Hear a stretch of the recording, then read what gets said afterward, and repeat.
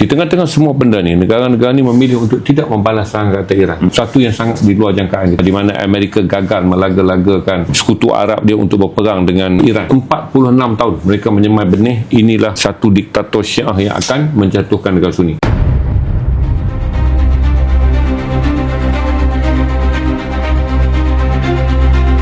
Assalamualaikum warahmatullahi wabarakatuh. Salam sejahtera dan selamat malam. Alhamdulillah kita dapat jumpa hari ini 13 hari bulan Julai 2026. Saya doakan tuan-tuan semua sihat. Kita akan straight to the point.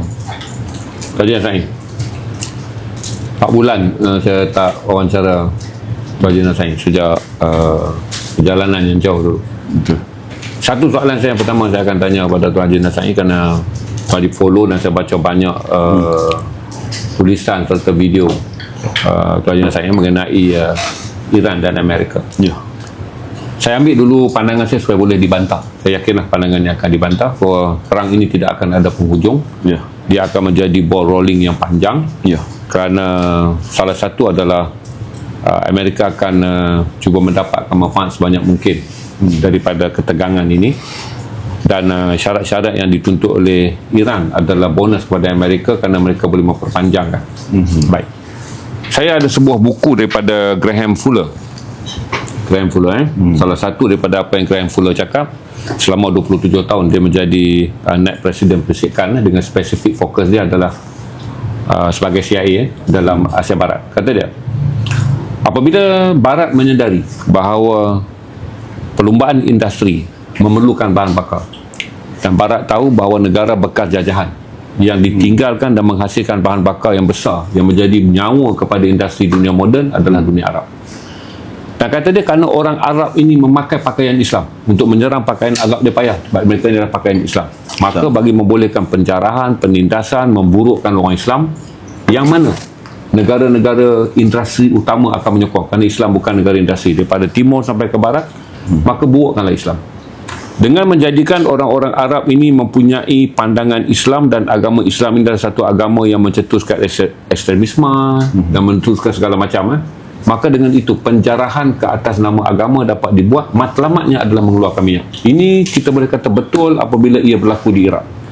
Iraq dijajah dengan Saddam digambarkan sebagai diktator. Selepas Saddam selepas 8 tahun 2003-2011 dimerdekakan Iraq dengan melantik satu kerajaan yang mana minyaknya dikawal oleh Amerika. Ini perjanjian melepaskan semula pendudukan sementara Israel ke atas Iraq dengan Amerika menguasai Iraq. Berarti bila Saddam digambarkan sebagai bahaya seorang diktator, seorang ekstremis kepada Israel, kerana Saddam ingin ataupun beralih arah daripada anak didik Amerika kepada anti-Israel, maka akhirnya apa yang Graham Fuller tulis sebagai betul, walaupun kita sedang mencari bukti betulnya di mana. Ya. Baik, saya tanya lagi satu, apakah Iran juga akan mengalami nasib dalam naratif yang sama? Assalamualaikum warahmatullahi wabarakatuh. Salam sejahtera. Terima kasih Tuan Haji atas soalan itu. Terus kita straight to the point malam ni. Menarik. Sebenarnya kita kena tengok dua situasi. Satu secara asbabnya, seperti mana Haji sebut tadi, sememangnya dia berada dalam kerangka yang sama. Kerangka kita katakan nyawa kepada ekonomi dunia adalah bentuk komoditi. Kalau sekarang ni masih lagi kita sebut sektor energi untuk dikeluarkan. Ya, secara spesifik atas kes itu memang itu di antara kehendak. Kehendak itu juga bukan berasaskan kepada Iran secara tersendiri, tetapi disebabkan rantau tersebut dan juga kawalan yang berada di rantau tersebut. Kita dah selalu sebut tentang 20% daripada energi, petrol, gas ni datang daripada Hormuz Strait dan sebagainya.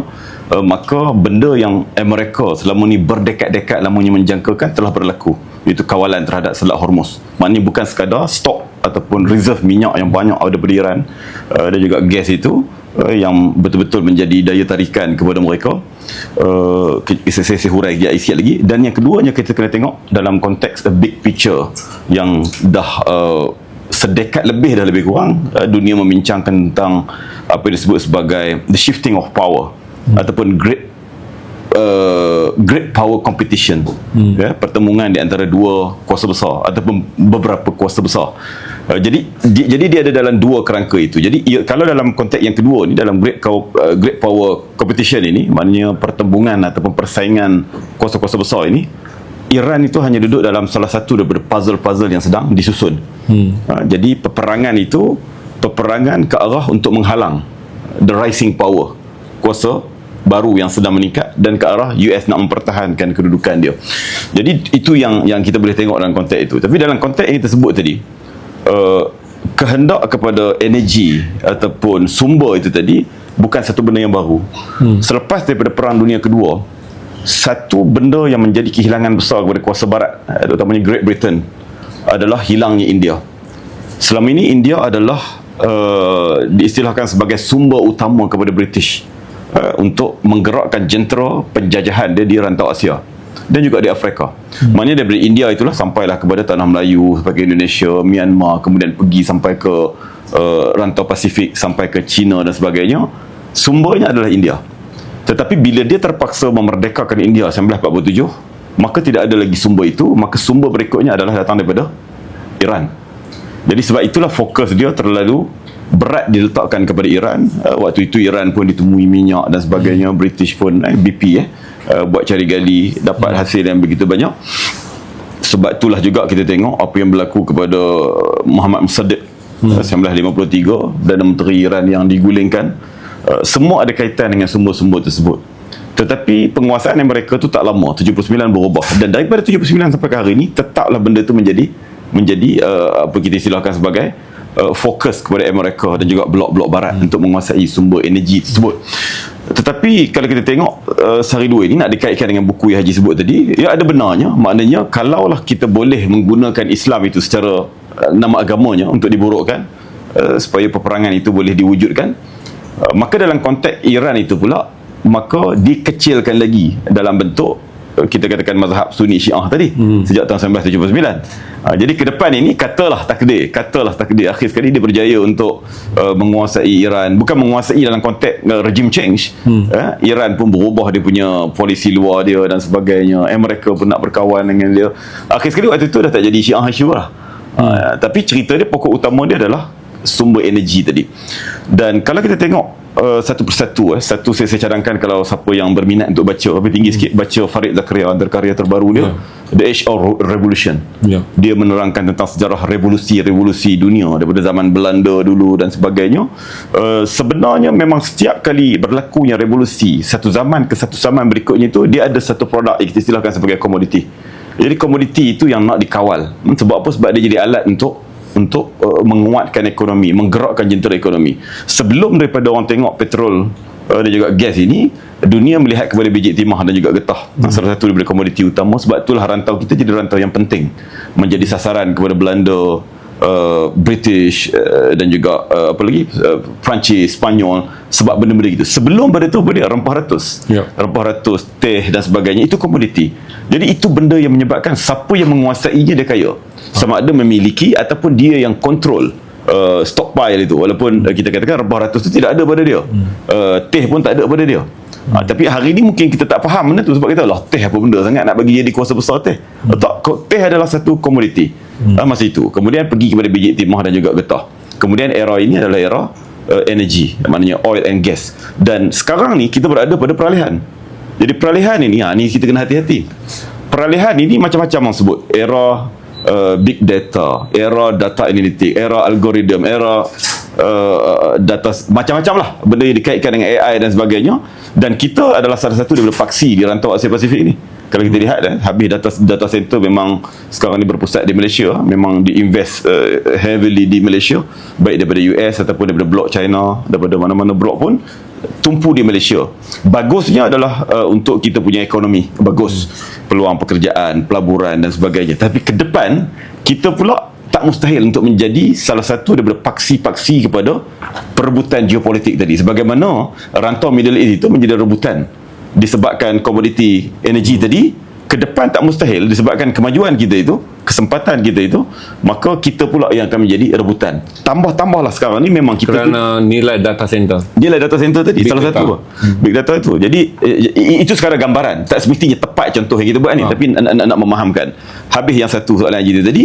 Jadi yang saya pergi yang great power competition tadi, memang jelas hari ni saya tak pasti dah sebut letak kat sini. Sebelum ni kita membahaskan tentang setiap berapa puluh tahun sekali akan ada krisis dan sebagainya, tapi ini bukan krisis setiap beberapa dekad, tetapi ini adalah krisis setiap 200 ke 300 tahun. Yang makna dalam fasa yang disebut the shifting of power, superpower, dulu ada istilah superpower lah, ada great power ni Amerika lah kan, dia tak akan kita katakan tiba-tiba berperang, ada satu kalah, ada satu menang. Tak, konflik itu panjang, dia boleh pergi sampai 20 tahun, dia boleh pergi sampai 30 tahun, 40 tahun, sampailah kita katakan ada ending kepada benda tu. Jadi kesan itu termasuklah Iran ni, sedangkan Iran itu bukan medan utama yang nak dijatuhkan, tapi salah satu. Tapi dia try. Tapi masalah kat Trump ni, dia try and error tanpa mendengar pandangan daripada pakar-pakar perisikan dan sebagainya. Akhir sekali dia duduk dalam perangkap tu. Perangkap yang sebenarnya dia pun tak boleh keluar. Dan Iran pun tak boleh keluar. Iran tak boleh keluar daripada peperangan ini. Sebab apa? Bukan sebab dia kuat. Sebab dia tidak boleh duduk dalam status quo. Kalau balik kepada asal, dia kekal dengan sekatan ekonomi yang dikenakan kepada dia, tetap dibuli oleh kuasa-kuasa barat, tetap mendapat tentangan daripada negara-negara jiran, tak ada makna dia akan makin, kita panggil apa, squeeze, akan makin menguncup begitu. Maka sebab itulah Iran itu dalam keadaan terpaksa itu pun perlu gunakan mana-mana baki kekuatan yang ada pada dia. Maka sebab itulah kita tengok dalam isu Selat Hormuz sehari dua ini, yang dia bagi tembak kapal-kapal yang lalu tanpa kebenaran dia semua tu, itu adalah satu kad ataupun satu apa kita nak istilah, satu kekuatan yang terpaksa guna. Satu kekuatan yang terpaksa guna. Bukan kita katakan dia tu lebih strong daripada US, tidak. Dia strong daripada mana-mana kuasa lain, tak juga. Tapi dia kena guna benda tu sebab apa? Sebab kalau Iran tak gunakan kekuatan itu, maka dia akan dijejak dengan lebih teruk lagi. Amerika pula macam kita sebut tadi lah. Jadi dia pun berdepan dengan threat yang dia bina sendiri.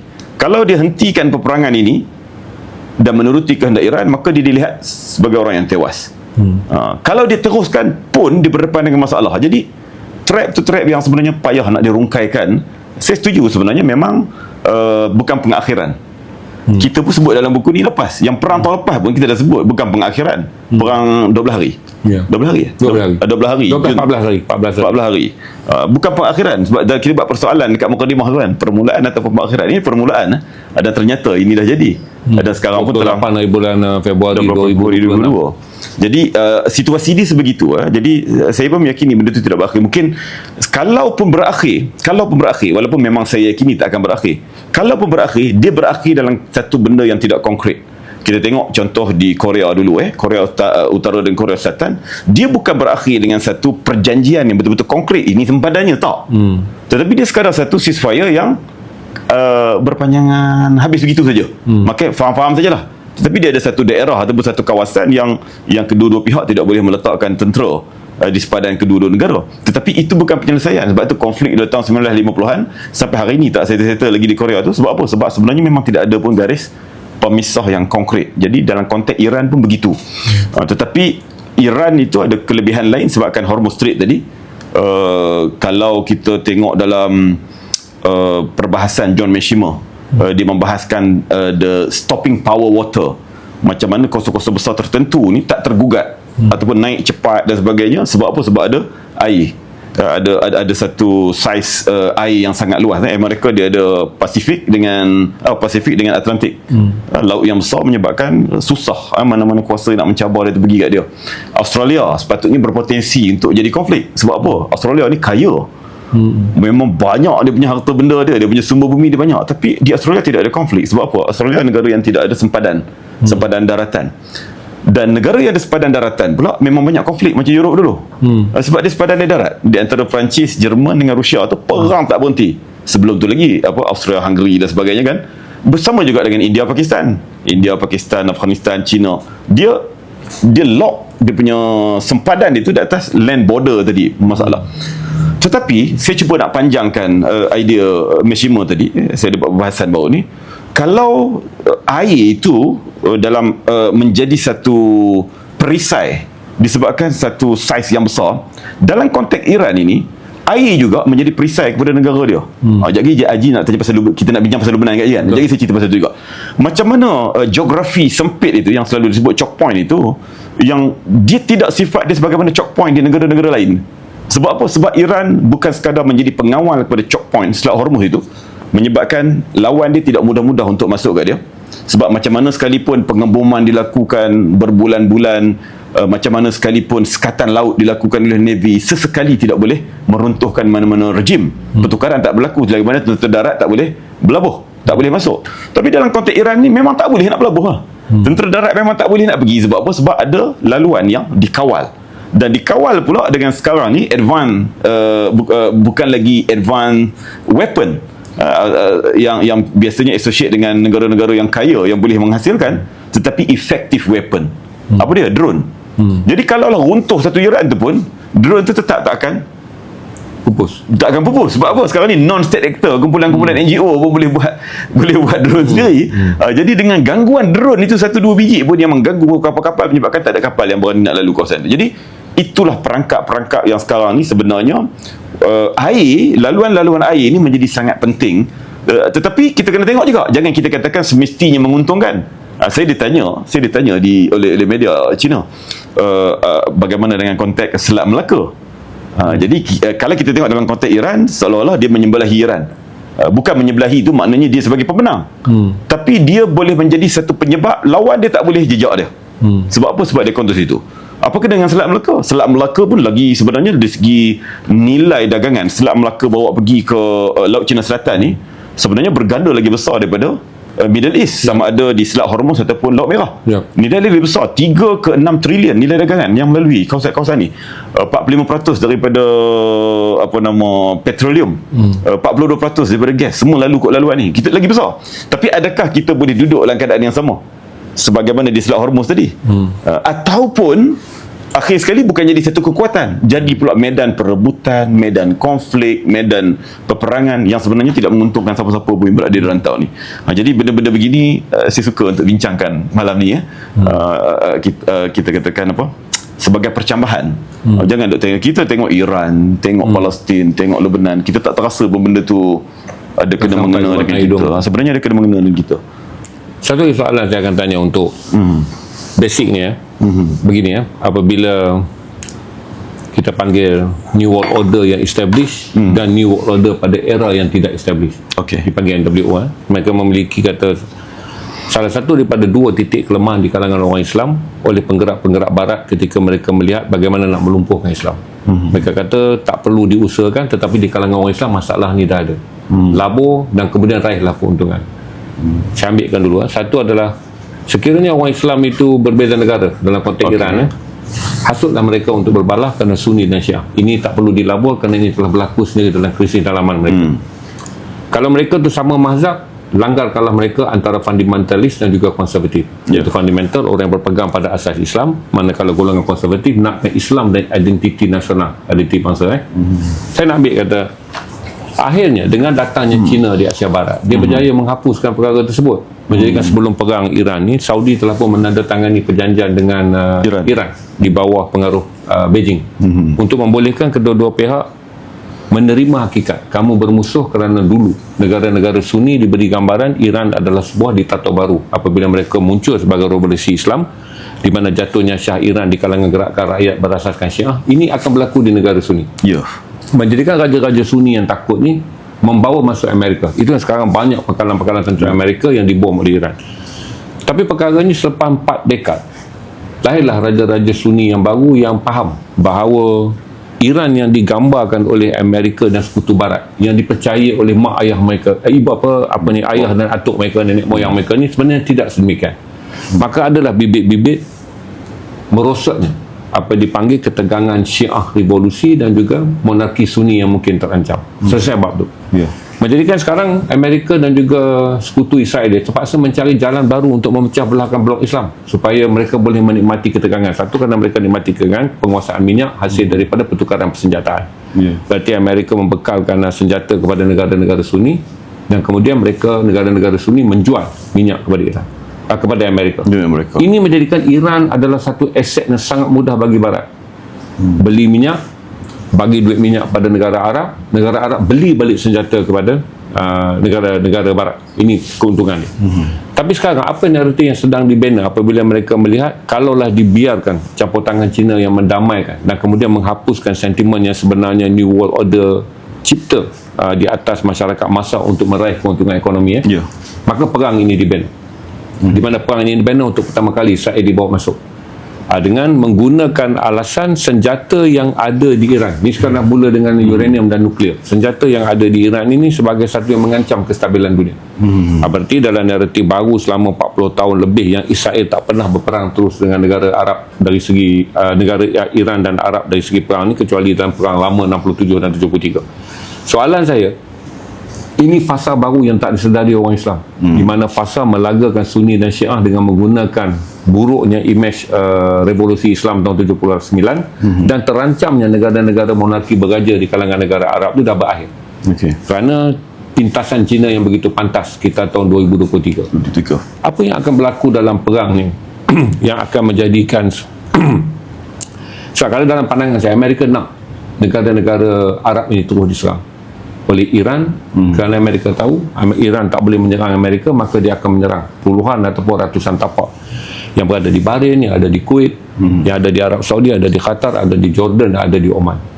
Kalau kita tengok pada taktikal perang ni, Amerika meraih keuntungan yang sangat besar kerana dia berjaya mencetuskan berakhirnya fasa revolusi Syiah kepada fasa escalation perang daripada Iran akan kena kepada negara-negara Sunni. Di mana saya fikir ada satu adalah kembalilah mereka akan menyembah Barat kerana negara-negara ini tidak memiliki senjata.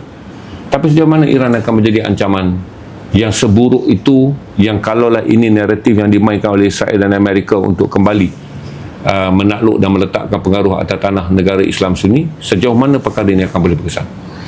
Okey, dia ada dua sudut dekat situ yang kita boleh tengok.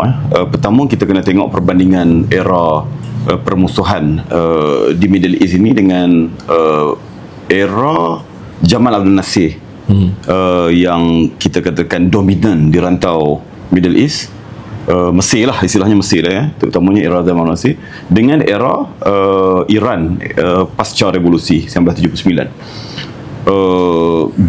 Dia ada dua sudut yang kita kena tengok. Kesatuan mereka itu, kesatuan yang tak fikir lagi tentang Sunni Syiah, tak fikir lagi tentang yang Sunni Wahabi dengan hak yang tak Wahabi dan sebagainya, itu berlaku disebabkan ancaman. Jadi masing-masing berdepan dengan ancaman yang sama. Itu zaman Jamal Abdel Nasir, pada kemunculan Israel. Tapi perkara itu berjaya dilembutkan. Mereka masuk campur menyebabkan negara-negara Arab pun melihat bahawa Israel itu bukan ancaman. Pergi ancaman berikutnya Iran sejak tahun 1979. Maka Israel selamat dekat situ. Okey, satu. Yang keduanya adalah berkait dengan survival. Yang kita cerita pasal Saudi, Iran tadi, kait dengan China, semua adalah survival. Survival ni dia datang daripada mana? Dia datang daripada bila krisis memuncak selepas daripada Arab Spring. Kemudian permusuhan di antara Iran dengan Saudi itu semakin meruncing pada tahun 2016 tu utamanya, walaupun sebenarnya lama lah dia tak berapa nak mesra, tapi 2016 adalah paling meruncing. Pergaduhan mazhab, kaum dan sebagainya itu menyebabkan sampai putus hubungan 2016. Akhir sekali membawa kepada peperangan yang begitu banyak di rantau Middle East, yang semua dapat sakit. Perang proksi berlaku di Yaman, di Syria, Lebanon dan juga di Iraq. Kemudian konflik-konflik politik lain yang melibatkan keluarga diraja Saudi. Dia ada di situ kerana apa? Kerana yang initiate perang di Yaman itu adalah daripada bin Salman, Muhammad bin Salman. Waktu itu dia Menteri Pertahanan, belum lagi jadi Putera Mahkota. Kemudian yang jaga keselamatan waktu itu satu lagi siapa? Sepupu dia, pupu ke saudara dia, yang akhir sekali dia pecat beramai-ramai dan ditahan dalam satu hotel Ritz-Carlton di Riyadh dulu tu kan. Muhammad bin Nayef. Okey.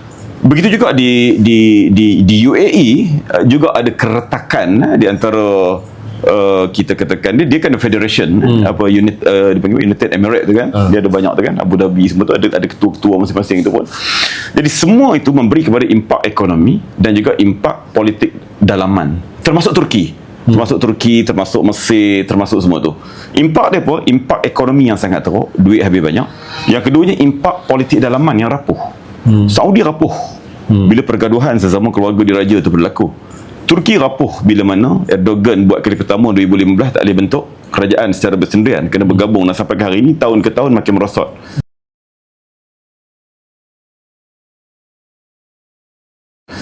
Begitu jugalah Mesir rapuh sebab apa? Ekonomi dia terlalu buruk. Jadi semua ni adalah berkait dengan survival ekonomi dan juga survival politik. Akhir sekali semua melihat tak cerdik kita kalau kita berterusan untuk bergaduh sesama sendiri. Maka selesaikan satu dulu. Saudi kena selesai dengan Iran. Siapa yang boleh selesaikan? Beijing, China. Maka selesai dua negara ni.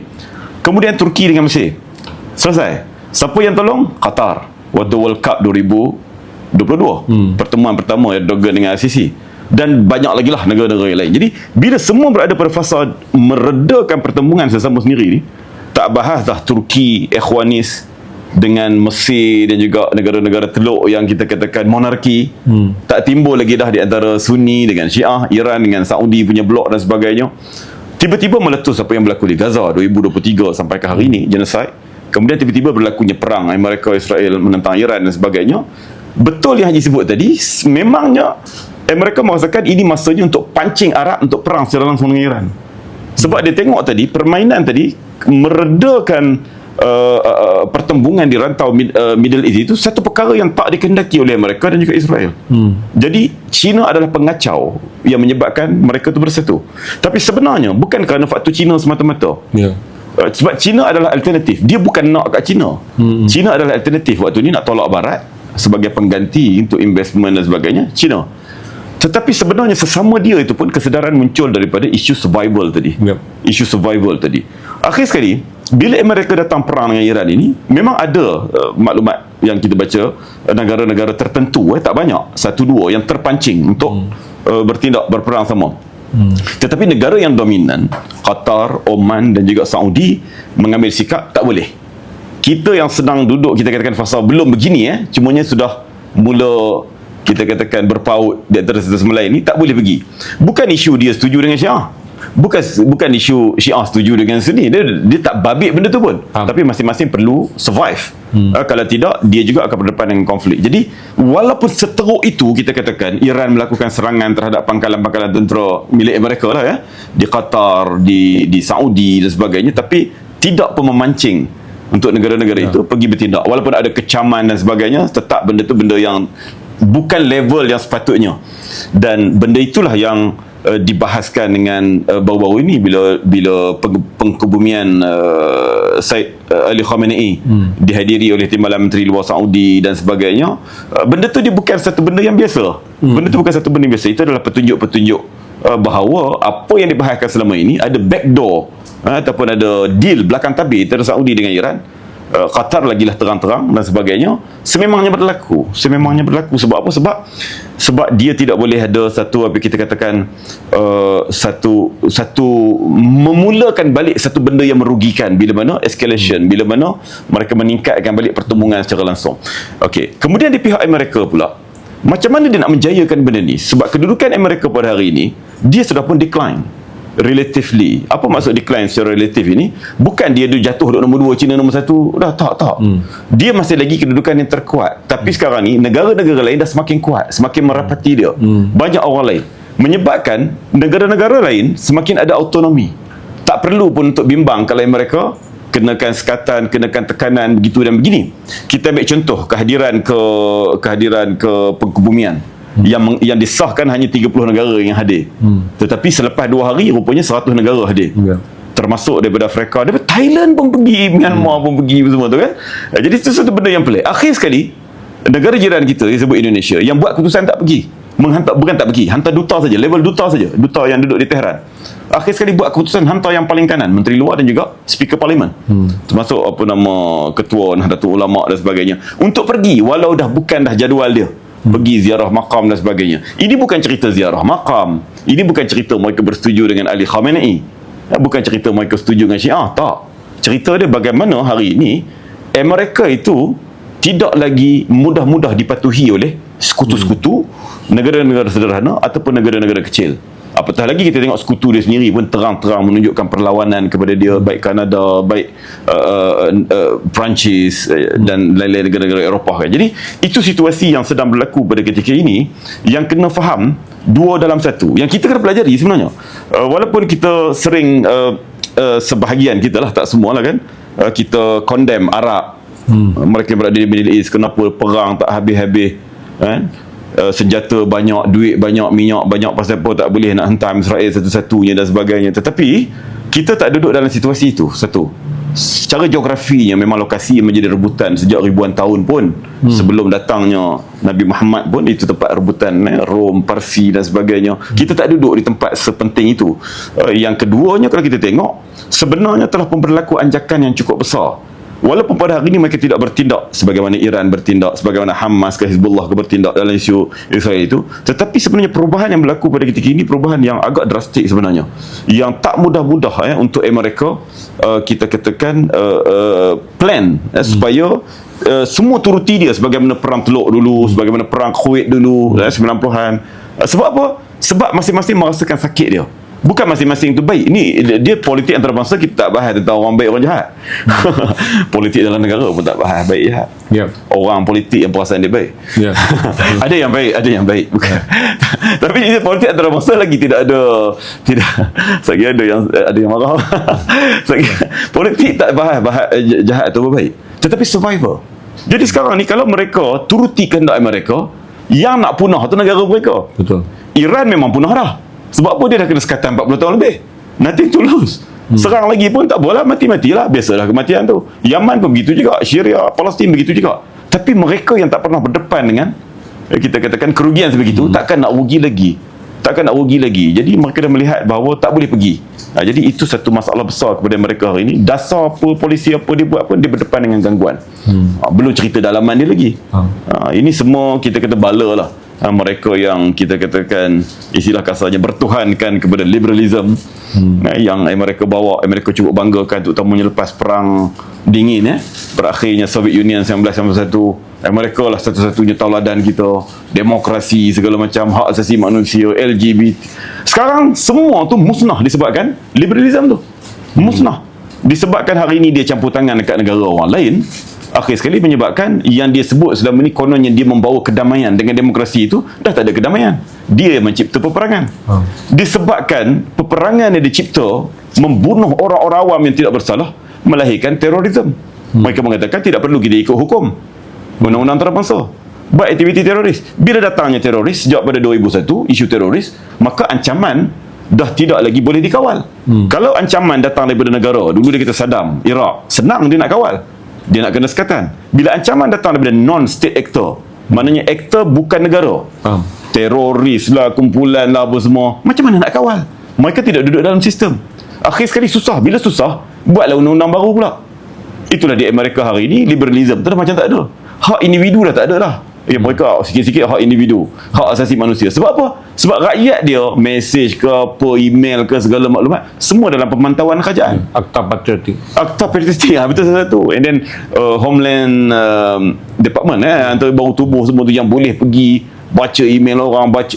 Jadi sekarang ni dia pun dah berdepan dengan kemerosotan yang teramat sangat. Jadi sekarang ni benda yang dulu kononnya jadi kekuatan dia sendiri sekarang ni sedang memukul-mukul benda tu untuk dihancurkan. Jadi inilah kita yang berada di rantau ni pun, selain daripada kita bincang Iran, bincang Amerika, Israel, kita pun kena sedar kat situ. Kerangka tadi kita bincang kat awal tadi, kerangka yang kita hidup selama ni, kerangka yang Barat paksakan kepada kita. Dan benda tu musnah.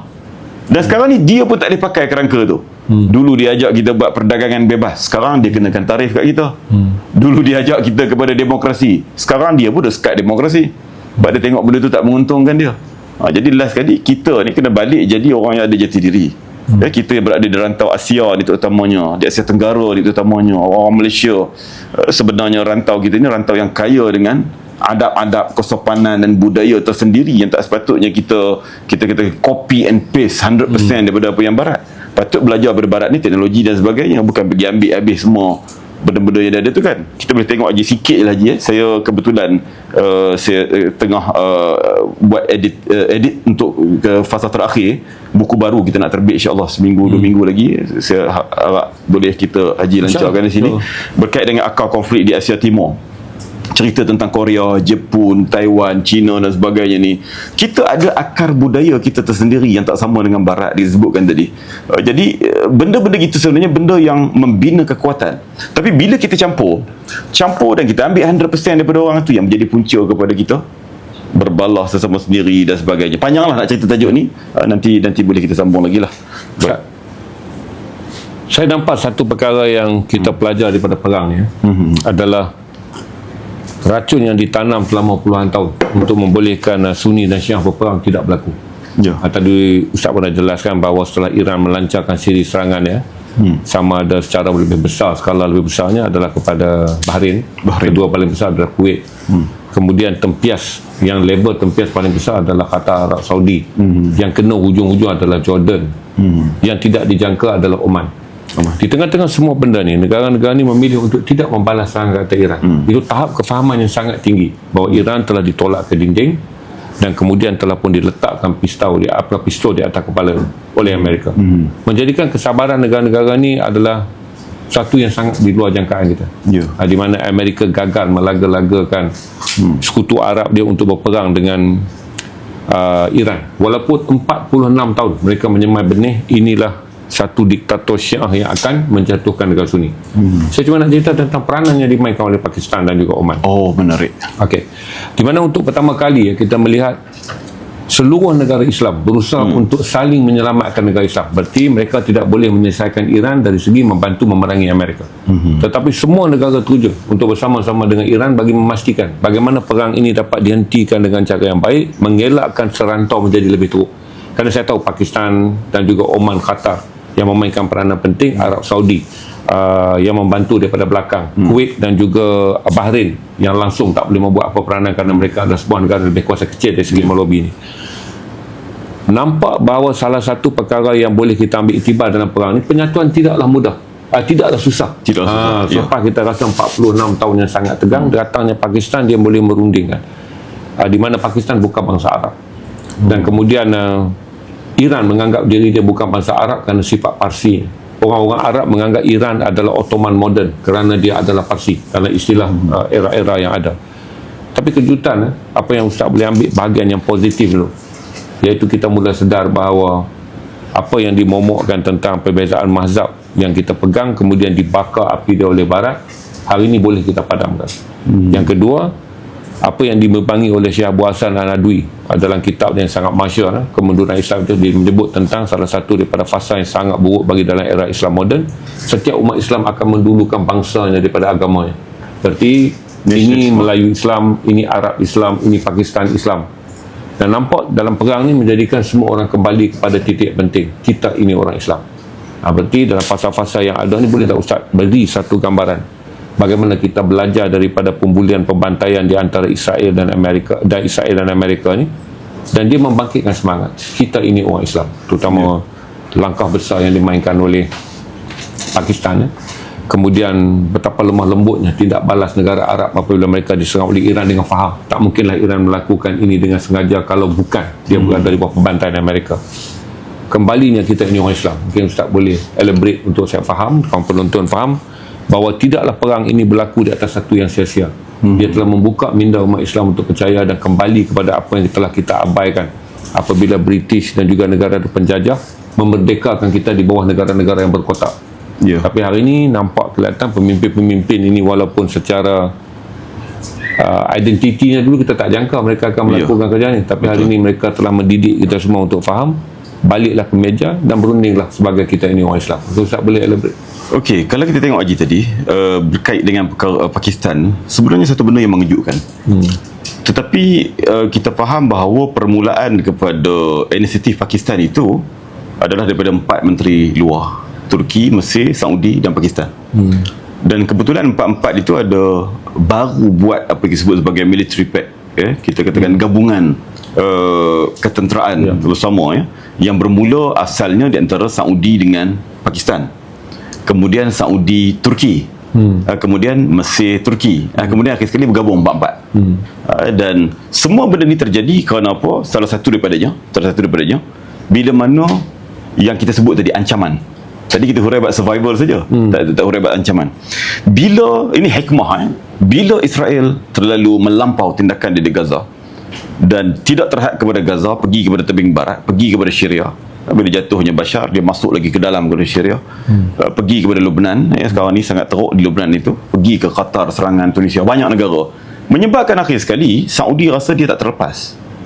Turki confirm tak terlepas, dan memang dalam senarai pun Turki sekarang ni adalah ancaman utama selepas daripada Iran. Sebab apa? Sebab Syria menjadi, kita katakan, buffer zone di antara Turki dengan Israel. Jadi itu yang menjadi perbahasan. Akhir sekali menyebabkan mereka boleh bersatu disebabkan ancaman tadi. Sebab Saudi dah tengok, kalau tak kerana kes Iran ini pun, bila Iran buat serangan, mereka tak mampu nak tahan serangan yang masuk ke bumi Saudi. Tetapi sebelum daripada itu lagi, bila ancaman itu datang daripada Israel, jadi menyebabkan akhir sekali di mana tempat Saudi nak bergantung, melainkan Pakistan satu-satunya negara jiran yang berada di rantau tersebut yang ada senjata nuklear, yang kita katakan satu level dengan Israel yang ada senjata nuklear juga. Dan Pakistan juga sebenarnya zaman berdepan dengan kemelut ekonomi yang sangat parah. Itu Pakistan. Dia sangat sebuah negara yang tak menyelesaikan isu dalam negara. Isu dalam negara. Kita heran kerana dia boleh memainkan peranan sebagai pengaruh di luar negara. Jadi benda tu dia ada satu rantaian yang saling berkait. Jadi salah satu daripada kebergantungan ekonomi dia juga adalah kepada Saudi. Salah satu daripadanya adalah pekerjaan. Begitu juga di negara-negara Gulf lain daripada. Jadi Saudi besar. Peranan Saudi kepada pekerja-pekerja Pakistan yang bekerja di sana, dan juga dia punya investment, pinjaman dan sebagainya yang diberikan kepada Pakistan. Itu dalam konteks Pakistan tadi. Jadi disebabkan sebab-sebab itu, jadi akhir sekali mereka boleh bersatu. Jadi ancaman tadi itu hikmah dia. Hikmah tragedi Oktober 2023 itu, sampailah berapa tahun perang sampai hari ini pun belum selesai sebenarnya di Gaza itu, menyebabkan empat kuasa itu bersatu. Tambahlah Qatar yang memang dah jadi pemain lama, dan juga Oman tadi. Jadi akhir sekali di sini, bila mereka ada kekuatan sebegitu, menyebabkan akhir sekali kuasa barat, baik Amerika ataupun kuasa Eropah, tak boleh mudah-mudah untuk kita katakan menerobos masuk untuk pecahkan benda tu. Jadi bila datangnya isu Iran, maka mereka boleh duduk sekali, bincang sekali. Okeylah, UAE, Kuwait, UAE dan Bahrain mengambil sikap yang agak sedikit berbeza dan sebagainya, itu cerita lain. Itu dia ada isu masalah survival dia pun sekarang ni tengah ada perang dengan Saudi juga, dan isu di Yaman, Somaliland dan sebagainya. Tapi dalam konteks yang empat tadi, campur Qatar dan Oman tadi, kemudian dalam konteks Pakistan tadi, mungkin ada orang tak sedar, selain daripada isu dalaman dia tadi, dia ada isu lain lagi, adalah Pakistan salah satu negara yang komuniti Syiah yang agak besar. Walaupun tak majoriti, Sunni tetap majoriti, tapi jumlah Syiah di sana juga agak besar. Sama juga di India, Muslim Sunni dengan yang Syiah ni juga besar. Jadi sebenarnya pertembungan antara dua mazhab itu pun agak parah di Pakistan. Jadi sebab itulah siapa saja yang menjadi pemimpin Pakistan, hubungan dengan Iran sentiasa dijaga. Sebab apa? Sebab kestabilan. Itu. Kemudian begitu juga lah dengan akar Parsian tadi. Kita kena ingat, Parsi itu tidak terhad pada Iran yang ada pada hari ini. Sampailah kepada Pakistan. Jadi mereka boleh berbahasa dengan bahasa yang sama, huruf-huruf yang sama, banyak juga kebudayaan yang sama. Jadi akhir sekali dia mainkan peranan. Jadi satu, kita respect di atas apa benda yang berlaku, yang di atas keupayaan, dalam keadaan dia pun berkrisis, bentuk kerajaan perpaduan je dia pun, bukan adik Nawaz Sharif tu menang satu-satunya, tak juga. Dia bergabung, Syahbaz Sharif bergabung dengan keluarga Bhutto juga, keluarga Berdasir Bhutto juga akhir sekali. Tapi cerita dia, bagaimana disebabkan ancaman tadi, satu, mereka boleh bersatu. Yang keduanya, bila mana yang dibalik kepada soalan Najib yang kedua tadi lah, bila mana kuasa barat itu ternyata tidak memberi keuntungan kepada mereka pun, perlindungan kepada mereka, lagilah perlu kepada berdikarinya mereka di situ. Dan dulu kenapa mereka terperangkap dalam permainan itu? Kerana kita kena tengok balik daripada asal. Kalau kita nak cari salah ni, jenuh. Sebab apa? Daripada Osmaniyah, kemudian datangnya keluarga yang ditaja oleh British, Perancis dan sebagainya untuk perang lawan Osmaniyah. Kemudian berakhir Osmaniyah di rantau tersebut. Maka naiklah raja-raja ni. Kemudian yang kecil-kecil, penghulu-penghulu ni dapat Bahrain, dapat Kuwait, UAE, Qatar, apa semua. Kalau nak balik kepada masalah tu, tak selesai masalah. Jadi dalam perangkap mereka dikerajaankan menjadi pemerintah di atas restu dan pertolongan daripada barat, maka keterikatan itu cukup kuat. Jadi macam mana mereka nak ubah? Tetapi bila mereka hari ini 2026 boleh membebaskan diri mereka dengan membuat satu kerangka diplomasi dengan kita katakan kerjasama ketenteraan tersendiri, bukan sekadar tu dah pergi kepada sekarang ni perkongsian dari sudut industri pertahanan. Ya, Turki dah banyak bagi kepada Saudi, kepada Mesir dan sebagainya. Dia punya drone, dia punya kereta kebal dan sebagainya untuk dibuat di negara-negara tu untuk pasaran rantau masing-masing. Ini kerjasama yang sebenarnya yang semakin mengikat di antara satu sama lain. Bagi saya, walaupun krisis di Timur Tengah ini, baik Iran dan yang paling penting di Palestin itu dan negara-negara lain yang berada di keliling itu belum selesai sepenuhnya, tetapi anjakan yang sedang berlaku di rantau Middle East ataupun Asia Barat ketika ini, anjakan yang terlalu besar sebenarnya. Faktor dia banyak lah macam Haji sebut tadi, termasuklah faktor yang saya sebut tadi, ancaman yang melampau daripada Israel. Selama ni Israel berada dalam fasa cuba untuk mengajak mereka tu duduk dengan dia. Semua bermusuh dengan Iran kepada dia melalui Abraham Accord. Tapi kali ini dia pula jadi begitu. Dia pula memberi ancaman kepada semua itu, menyebabkan mereka tak ada jalan. Ini keduanya, mereka sendiri tidak menjanjikan satu keuntungan buat mereka, melainkan mereka cari duit bagi kat mereka untuk beli senjata. Mereka cipta perang, mereka kena beli senjata. Kemudian dalaman mereka pun tak kokoh, ekonomi mereka juga bermasalah. Akhir sekali menyebabkan ada kesatuan tu, dan juga sejarah-sejarah lampau kita sebut tadi kan. Jadi sebenarnya surprise. Sebab apa? Sebab Pakistan ni dia dalam krisis, terutamanya bila dia buang Imran Khan dengan cara macam tu. Jadi kebangkitan rakyat, faction ataupun kita kata perpecahan rakyat Pakistan tu terlalu besar. Tetapi dalam tempoh ini dia berjaya survive. Pertamanya bila dia perang dengan India beberapa hari itu kan, menyebabkan naik nama jeneral tentera dia tu. Walhal jeneral tentera tu cukup buruk di mata rakyat disebabkan perbuatan dia kepada Imran Khan. Kemudian datang perang Iran ini pula, Perdana Menteri dengan jeneral tentera sama-sama memainkan peranan yang sangat efektif, dan Trump boleh dipengaruhi oleh negara ni. Sedangkan ini negara miskin, negara yang berpecah, tapi boleh dipengaruhi untuk menyelesaikan dengan cara ini. Bukan kita kata dah selesai, tapi at least kita kata adalah fasa gencatan senjata, adalah fasa sekarang ni minyak boleh lalu sikit-sikit. Tapi itu peranan besar Pakistan, itu satu benda yang surprise.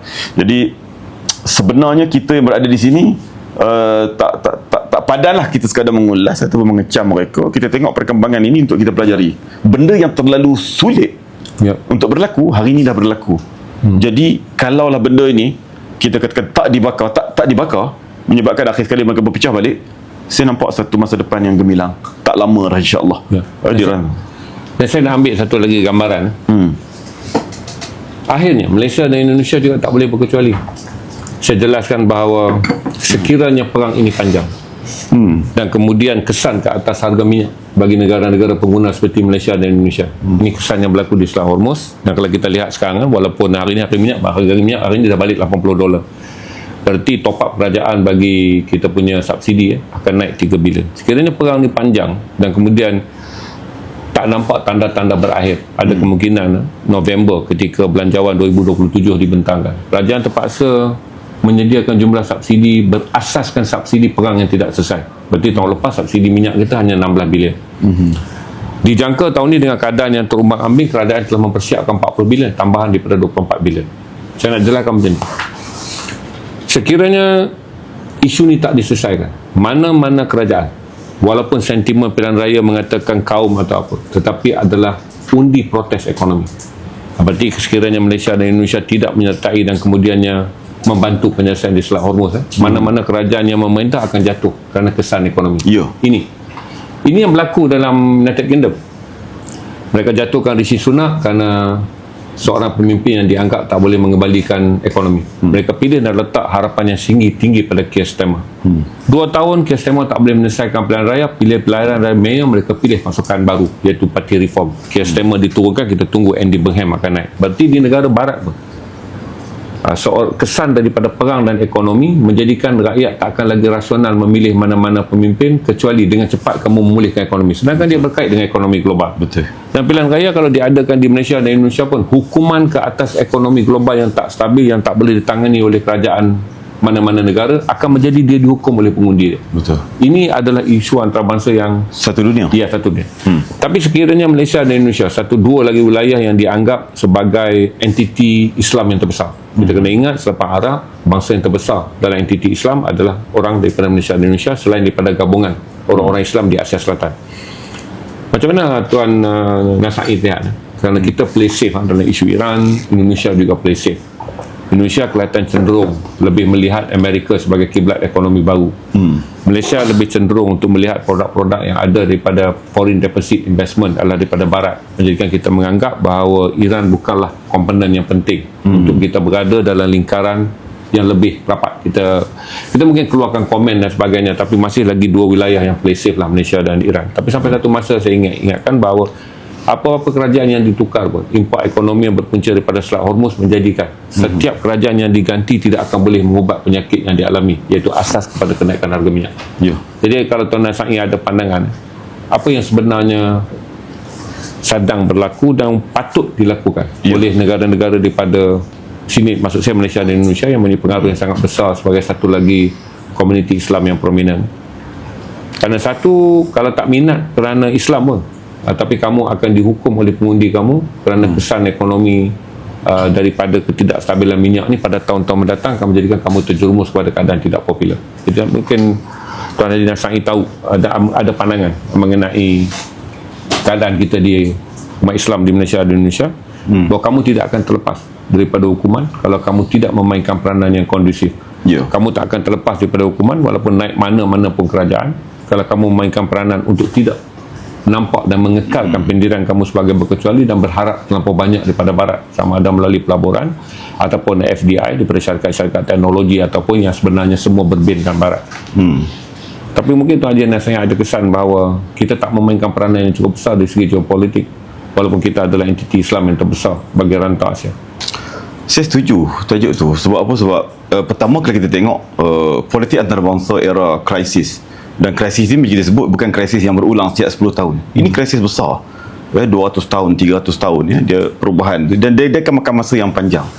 Dan kesan dia pada ekonomi. Kalau tak kerana Selat Hormuz ditutup pun memang ekonomi dunia bergolak sejak daripada Trump naik lagi 16 berapa? 2017 18 gitulah kan. Perang ekonomi di antara Amerika dengan perang dagang Amerika dengan China tu pun dah bagi terkesan pada kita. Tambah lagi perang, tambah lagi Selat Hormuz ditutup, lagi teruk. Dan satu dunia era krisis ekonomi ni mungkin tak tepat istilah krisis tapi era yang bermasalah ekonomi ni. Jadi politik dunia ni dia hanya dua saja siapa yang nak selamat. Yang pertamanya dalam konteks dalam negara, yang paling selamat adalah jadi pembangkang. That's the best. Siapa jadi pembangkang, ini waktu paling best.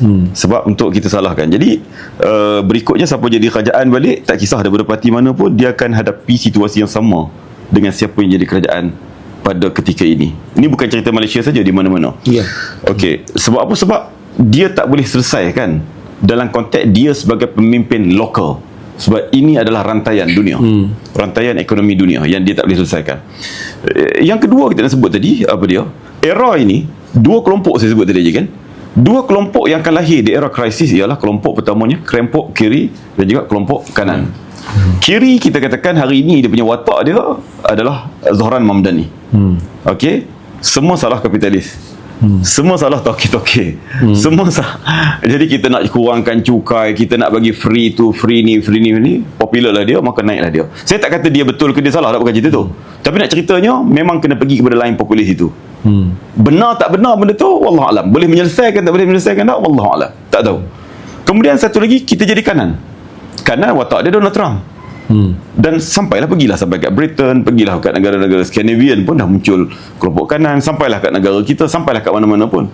Jadi mereka yang bermain kanan ini, maka segalanya adalah salah minoriti, salah kuasa asing, salah orang lain lah. Semua salah orang lain. Jadi semua bermain dengan politik fear, politik menakutkan. Tambahlah musim ni, musim kita kata dunia beralih revolusi, kita kata maklumat menuju kepada algoritma. Semua nak tengok, semua dipengaruhi oleh algoritma. Jadi perkongsian maklumat mana yang lain. Jadi benda yang paling mudah mempengaruhi orang adalah membina ketakutan. Jadi cerita dia benda-benda gitu tak selesaikan masalah. Sama ada kita pergi jadi A ataupun jadi B, jadi Mamdani ataupun jadi Trump membawa cara politik yang sama.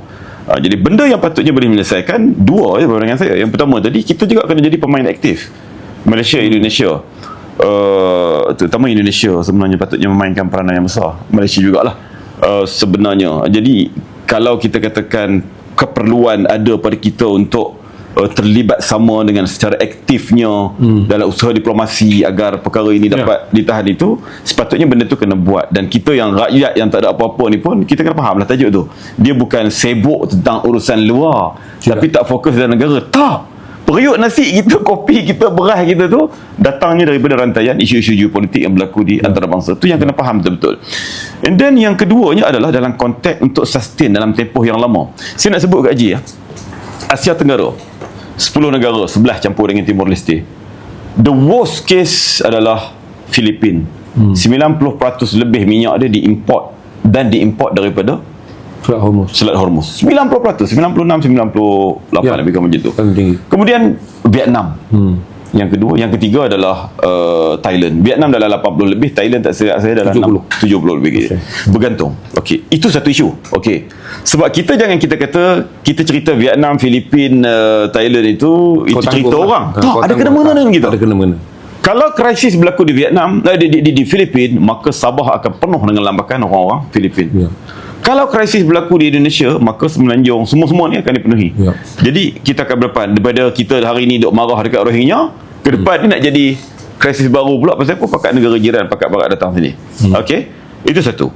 Yang keduanya, kategori negara yang mengimport secara besar-besaran dia. Yang keduanya adalah negara seperti Indonesia. Sebagai Indonesia pengeluar minyak, walaupun tak memenuhi kita katakan keperluan sepenuhnya, tetapi dia pengeluar minyak. Tetapi Indonesia tidak ada refinery. Dia menjual crude oil kepada negara lain, terutamanya Singapura. Orang proses minyak dia, buat refinery, kemudian dia beli balik. Sebab itulah walaupun dia pengeluar minyak dia, harga tak macam kita.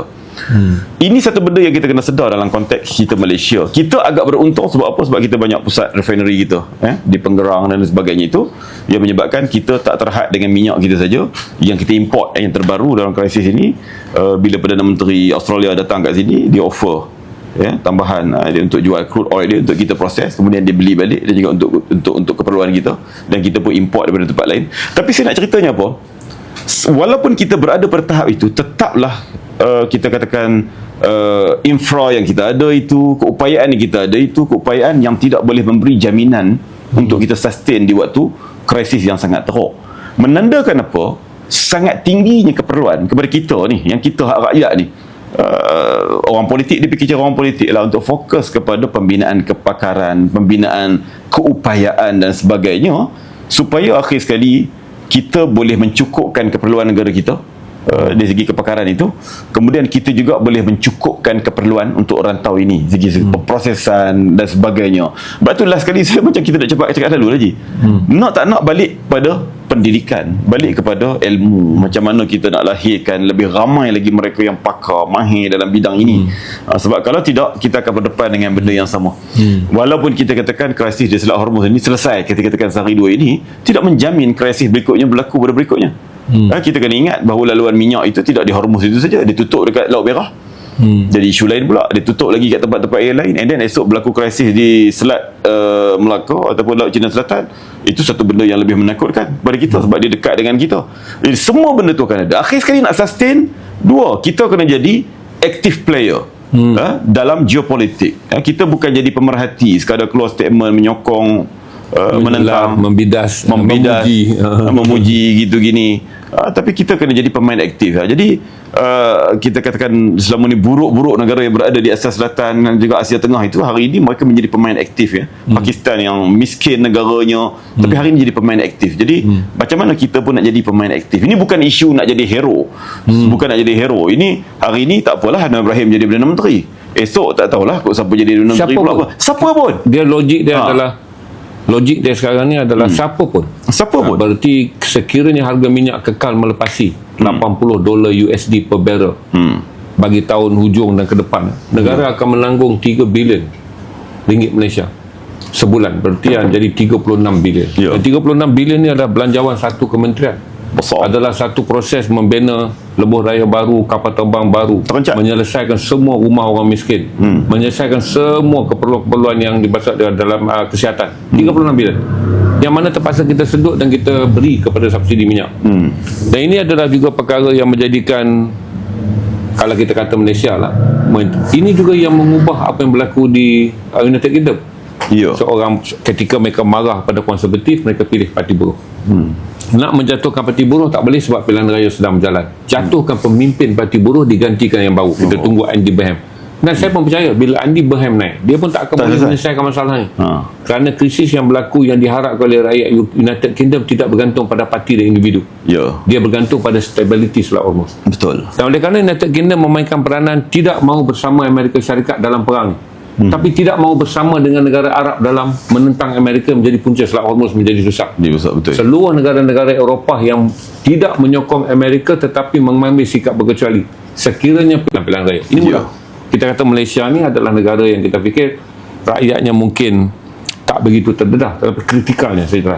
Barang siapa pemimpin mana negara yang melalui pilihan raya dalam tempoh yang terdekat ini, dia akan dihukum oleh kerana geopolitik antarabangsa dan juga geoekonomi antarabangsa. Betul. Itu saya nak dapatkan satu kefahaman bahawa siapa saja bermain play safe dalam geopolitik antarabangsa, berarti dia akan menjadi negara yang terhukum kerana permasalahan minyak harganya ditentu oleh Brent crude oil. Betul. Baik. Satu lagi saya nak tanya tentang orang awam mengenai bagaimana kita melihat krisis politik ni. Satu, Tuan Nasai pun dah mula stream sekarang. Banyak video Tuan Nasai baca komen apa semua. Saya ada tengok satu kecenderungan yang sangat luar biasa, iaitu meningkatnya kesedaran di kalangan rakyat awam untuk memahami geopolitik. Ya. Saya fikir sangat-sangat saya hormati adalah kerana ini zaman saya kerja di utusan, orang nak dengar berita keputusan. Orang nak dengar keputusan je dalam hidup. Sekarang orang nak dengar kefahaman. Dia nak faham. Berarti mereka tak mahu menjadi orang yang dulu seorang parti politik boleh mendoktrinkan undi. Siapa memberi janji terbaik, dia akan menang pilihan raya. Saya fikir sekarang siapa yang bercakap sesuatu yang rakyat tahu penilaian, kami faham kamu sedang menipu, kami faham kamu berarti peningkatan geopolitik telah mengubah politik doktrin. Jadi saya jelaskan bahawa makin banyak ahli politik bercakap satu perkara yang dia jangka rakyat dia bodoh, makin teruk dia akan dihukum. Ini saya ucap, saya nak tanya pandangan Tuan Haji Nasai dekat stream. Apakah Tuan Nasai mengakui bahawa dengan pengetahuan geopolitik, geoekonomi yang sangat luar biasa adalah tugas berat bagi mana-mana ahli politik? Kerana dia harus bercakap dengan standard yang telah pun ditentukan oleh para pengundi di Malaysia, di mana standard ini meningkat, terutama mereka yang mengundi dalam peti baru, dia panggil peti satu kan, pengundi baru pengundi baru lah, peti 1, 2. Berarti mereka harus menghadapi orang yang mengundi di peti 1, 2 dan 3 yang mempunyai tahap pemikiran yang sangat kritis. Manakala golongan yang akan mengundi di peti 5 dan 6 ni adalah semakin menipis. Jadi kata Tuan Haji Nasai untuk semua orang yang berada di sini, dan juga Tuan Haji Nasai ada pengalaman. Walaupun geopolitik tidak diajar di sekolah, dia tak pernah jadi general knowledge, tapi hari ini dengan ada media sosial, saya fikir kata kau boleh upayakan rakyat Malaysia menilai, memahami, memberi pandangan serta minat dan cenderung untuk mengetahuinya. Hingga seorang rakan saya yang sangat berpengaruh dalam bidang perniagaan mengatakan, orang hari ini tak lagi berminat nak mendengar perniagaan tanpa pengetahuan yang di dalamnya apa itu geopolitik dan apa itu geoekonomi. Komen mengenai rakyat Malaysia yang semakin luar biasa. Betul. Sebab kalau kita tengok kan, zaman berzaman, kuasa politik yang nak survive, dia perlu memerintah rakyat yang bodoh. lagi tak cerdik rakyat lagi bagus, senang. Jadi dia akan kekal jadi pemerintah. Jadi siapa saja jadi pemerintah, dia nak pada rakyat yang patuh pada dia, walaupun dalam sistem demokrasi. Walaupun kononnya bila kita terbuka dengan demokrasi, maka rakyat akan makin terdidik, tak. Sebab apa? Sebab dia akan main lagi benda lain. Nasionalisme lah yang paling kuat. Mana kaum ke apa benda ke, ini barat juga ajar kita. Tapi bila makin cerdik, maka itu jadi bermasalah pada mereka. Tetapi untuk kita yang memikirkan tentang negara dan juga masa depan generasi, ini adalah satu benda yang positif. Walaupun saya tengok DIG sendiri terutamanya, sebab peranan algoritma ni kan, akhir sekali memunculkan kelompok haters, ada istilah dia, yang membenci saya pun sesekali ada juga komen-komen, walaupun saya tak teruk janji lah, tapi Haji kena teruk lah kan. Tapi sebenarnya bila kita tengok kepada percentage, itu pengacau-pengacau yang terlalu kecil, kecil. berbanding dengan kelompok yang makin hari makin, Dia panggil the silent understanding partner. Mereka diam, mereka faham, tapi mereka tahu tak perlu riuh rendah untuk melawan yang komen-komen. betul. At least dia dengar podcast, dia dengar tu, dan yang keduanya dia dengar ulasan buku. Walaupun dia beli, dia tak baca, tapi dia tahu kandungan buku tu sebab apa telah diulas oleh pengulas-pengulas buku. Salah satu yang Haji buat di sini lah. Jadi benda tu hari ni mereka pula boleh menguraikan kepada komuniti masing-masing lah. Kalau kata keluarga lah, kalau kata kawan-kawan lah. Jadi saya pun kadang-kadang sesekali bila balik ke Jengka, balik ke kampung, orang yang mari tanya soalan kita tu, yang kita katakan bukanlah mereka yang pergi ke universiti macam dulu-dulu yang pergi tu, mereka duduk di kampung dan sebagainya, tapi benda tu sampai disebabkan kemudahan internet ni sampai. Dan soalan-soalan mereka tu soalan yang kita katakan laras tinggi. Itu satu. Kemudian baru kemarin budak sekolah tingkatan 4, dia khatam Akar Konflik. Dia boleh khatam. Bagi saya Akar Konflik ni bukanlah buku yang terlalu berat, tapi untuk satu orang yang tingkatan 4 umur 16 tahun, bagi saya berat jugalah. Agak berat jugalah. Tapi pasal apa motivasi dia untuk dia tamatkan? Kerana ada program-program sebegini. Jadi sebab itulah kita tengok benda ni optimis. Saya mengharapkan benda ni berjangkit ke seluruh rantau. Sebab apa? Sebab industri buku di Malaysia naik pasca Covid. Saya tak tahu detail tapi maknanya orang minat pada buku, orang minat pada geopolitik. Tapi di negara jiran kita masih lagi belum selesai masalah tu. Buku-buku yang bagus diterbitkan 50 biji pun tak habis. Tak habis. Dia ni benda ni penting. Bukan kita katakan peranan yang kita mainkan, siapa jadi kerajaan pun part ni tolong parti mana pun kena ambil peranan. Ada negara jiran kita buku-buku terjemahan macam ni yang dibawa daripada luar, dia dikenakan cukai yang tinggi macam barangan mewah. Itu menyebabkan mereka tak boleh jual. Walaupun dulu kita ambil, sebut terus lah, saya ni cukup berhati-hati. Sebab tuan-tuan ni kadang-kadang bawa hujah ni dia pergi bergaduh dekat TikTok semua, saya tak minat. Apa nama, dia panggil apa nama Indonesia tu kan? Kanoha lah apa semua, saya tak minat tu istilah yang tak baik. Kalau kita pun mula, walaupun kita rasa benda tu kecil, tapi sebenarnya kita membenihkan api-api yang esok jadi macam Middle East dan sebagainya dulu-dulu. Jadi kita jangan buat benda tu. Cuma kita ambil contoh, dia dulu kalau kita nak cari buku terjemahan, kita akan pergi ke Indonesia. Betul. Cukup mudah. Hari ni dah tak ada. 80-an saya membesar dengan buku terjemahan Indonesia. Mereka lebih awal menterjemahkan. Tapi hari ni buku yang daripada luar dianggap sebagai barang mewah, cukai dia tinggi. Jadi siapa nak terjemahkan buku-buku ni? Siapa nak buat masuk buku-buku ni ke tempat dia? Walaupun dia ada Kinokuniya juga. Tak silap saya ada 2 saya di Jakarta. Tapi buku tak up to date macam tempat kita satu. And then Grand Media, kalau dulu kita katakan penuh satu Indonesia kan buku, sekarang kita katakan 60-70% bukan buku lagi. Jual beg sekolah, payung gitu gini apa semua. Tapi di tempat kita ni ada kenaikan yang cukup rata. Jadi kecerdikan ini sebenarnya menyebabkan satu orang semakin kritikal. Tak mudah untuk diperkotak-katikkan oleh siapa saja jadi pemimpin. Dulu kita katakan nak jadi pemimpin politik ni senang, pandai berpidato. Siapa pandai bercakap, tak sekolah tinggi pun tak apa, pidato cukup hebat, maka dia akan jadi pilihan. Hari ni orang yang hebat berpidato bukan lagi menjadi kewajipan untuk dipilih oleh sesiapa saja. Kita dah tengok depan mata kita sehari dua ni. Ialah setahun dua ni kita dah boleh tengok. Jadi ini satu benda yang perlu mereka fahami. Orang yang aktif secara sepenuh masa dalam politik, dia kena fahami benda ni. Dia tak boleh merasakan bahawa apa benda yang ada dalam kepala dia itu ada dalam kepala rakyat yang kebanyakan. Sebab apa? Sebab golongan yang associate diri dia dengan kepartian, maknanya dia memang betul-betul patuh kepada parti dia, join parti ke apa semua ke, semakin hari semakin menipis. Semakin menipis. Jadi jangan perasan sangat.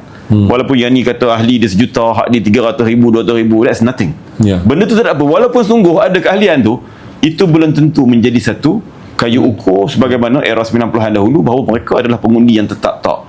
Jadi perlu ada ketakutan terhadap program-program sebegini, rakyat-rakyat yang terpengaruh dengan program-program sebegini. Dan kita pula kita rasa benda tu positif. Benda tu positif. Cumanya macam mana nak bawa benda tu supaya dia jadi lebih meluas.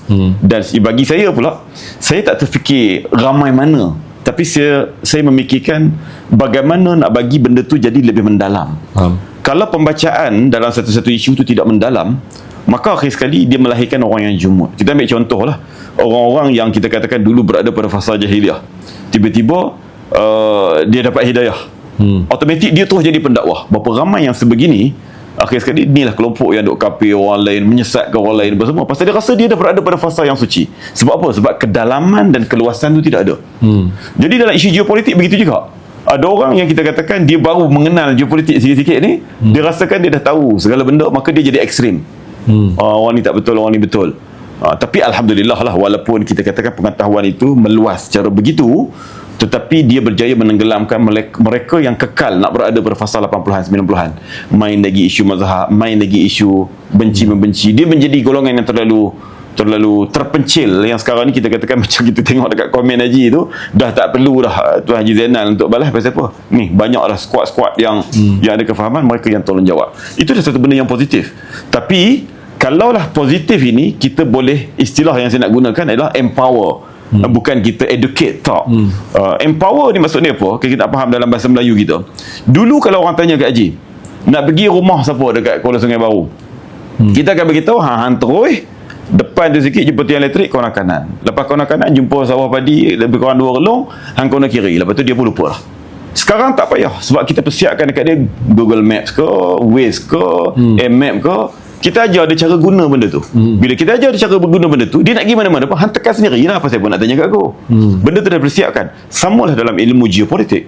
Yang kita nak persiapkan ialah mereka yang ada alat, memahami ilmu alat itu. Jadi bila kita siapkan kerangka tu cara berfikir, ke depan bukanlah semua isu kita nak kena terangkan. Betul. Dia akan faham sendiri sebab dia dah ada satu panduan dia. Itu saya istilahkan empower people. Yang tu yang tugas berat yang kita kena buat sungguh-sungguh pada hari ini. Dan waktu itu, bila semakin ramai orang yang mendalam, masa itu kita dah ada satu, apa kita istilahkan sebagai independent, kebebasan.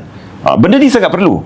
Bila kita ada benar-benar kebebasan yang berasaskan kepada ilmu, pertamanya kuasa politik, parti politik apa benda pun tak mudah lagi untuk menipu. Tak mudah lagi untuk memperkotak-katikkan sokongan rakyat kepada dia. Dia kena buat. Yang keduanya, kuasa luar pun tak mudah. Itulah yang sedang berlaku di Saudi, di Qatar, di Pakistan, Turki, Mesir yang kita istilahkan tadi. Kuasa-kuasa politik mengambil sikap yang sangat berhati-hati terhadap domestik politik. Kerana apa? Kerana rapuh. Dan juga terhadap tekanan daripada barat. Sebab apa? Sebab survival dia tu lagi penting daripada itu tadi. Sebab apa? Sebab kefahaman makin meningkat.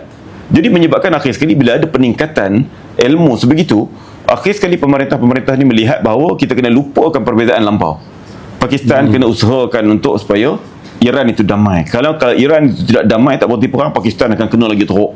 Sama juga dengan Saudi, tak boleh mudah-mudah join Amerika dan juga Israel untuk serang balas balik Iran. Sebab esok dia juga akan berdepan dengan jadi bila memahami benda tu, akhir sekali itu kesan dia. Sama juga dalam konteks kita di negara itu sebut tadi je kan. Jadi saya optimis dengan kefahaman ilmu geopolitik yang makin hari makin meningkat. Walaupun saya tak suka sangat orang nak buat perbandingan. Saya suka dekat dia lah, tak macam kawan tu, tak macam kawan. Lantaklah orang nak buat perbandingan itu. Tetapi bukan kami lah, orang-orang yang memainkan peranan ini, namanya Tuan Haji Zainal ke, namanya siapa lagi yang popular ni, Aiman ke, siapa Ahmad Faisal ke, beza macam mana sekalipun, dia ada asas-asas keilmuan yang cuba nak diterapkan, yang sebenarnya kita bukan nak suruh jadi pengikut A, pengikut B, pengikut C. Kita nak mereka ada satu kefahaman yang jitu dalam ilmu geopolitik. Akhir sekali mereka boleh pandu diri mereka sendiri, anak-anak, keluarga, masyarakat. Lama-lama dia ada peningkatan. Dan masa tu barulah kita jadi manusia merdeka. Bukan jadi hamba kepada parti politik ke, hamba kepada orang politik ke, apa dia cakap semua betul.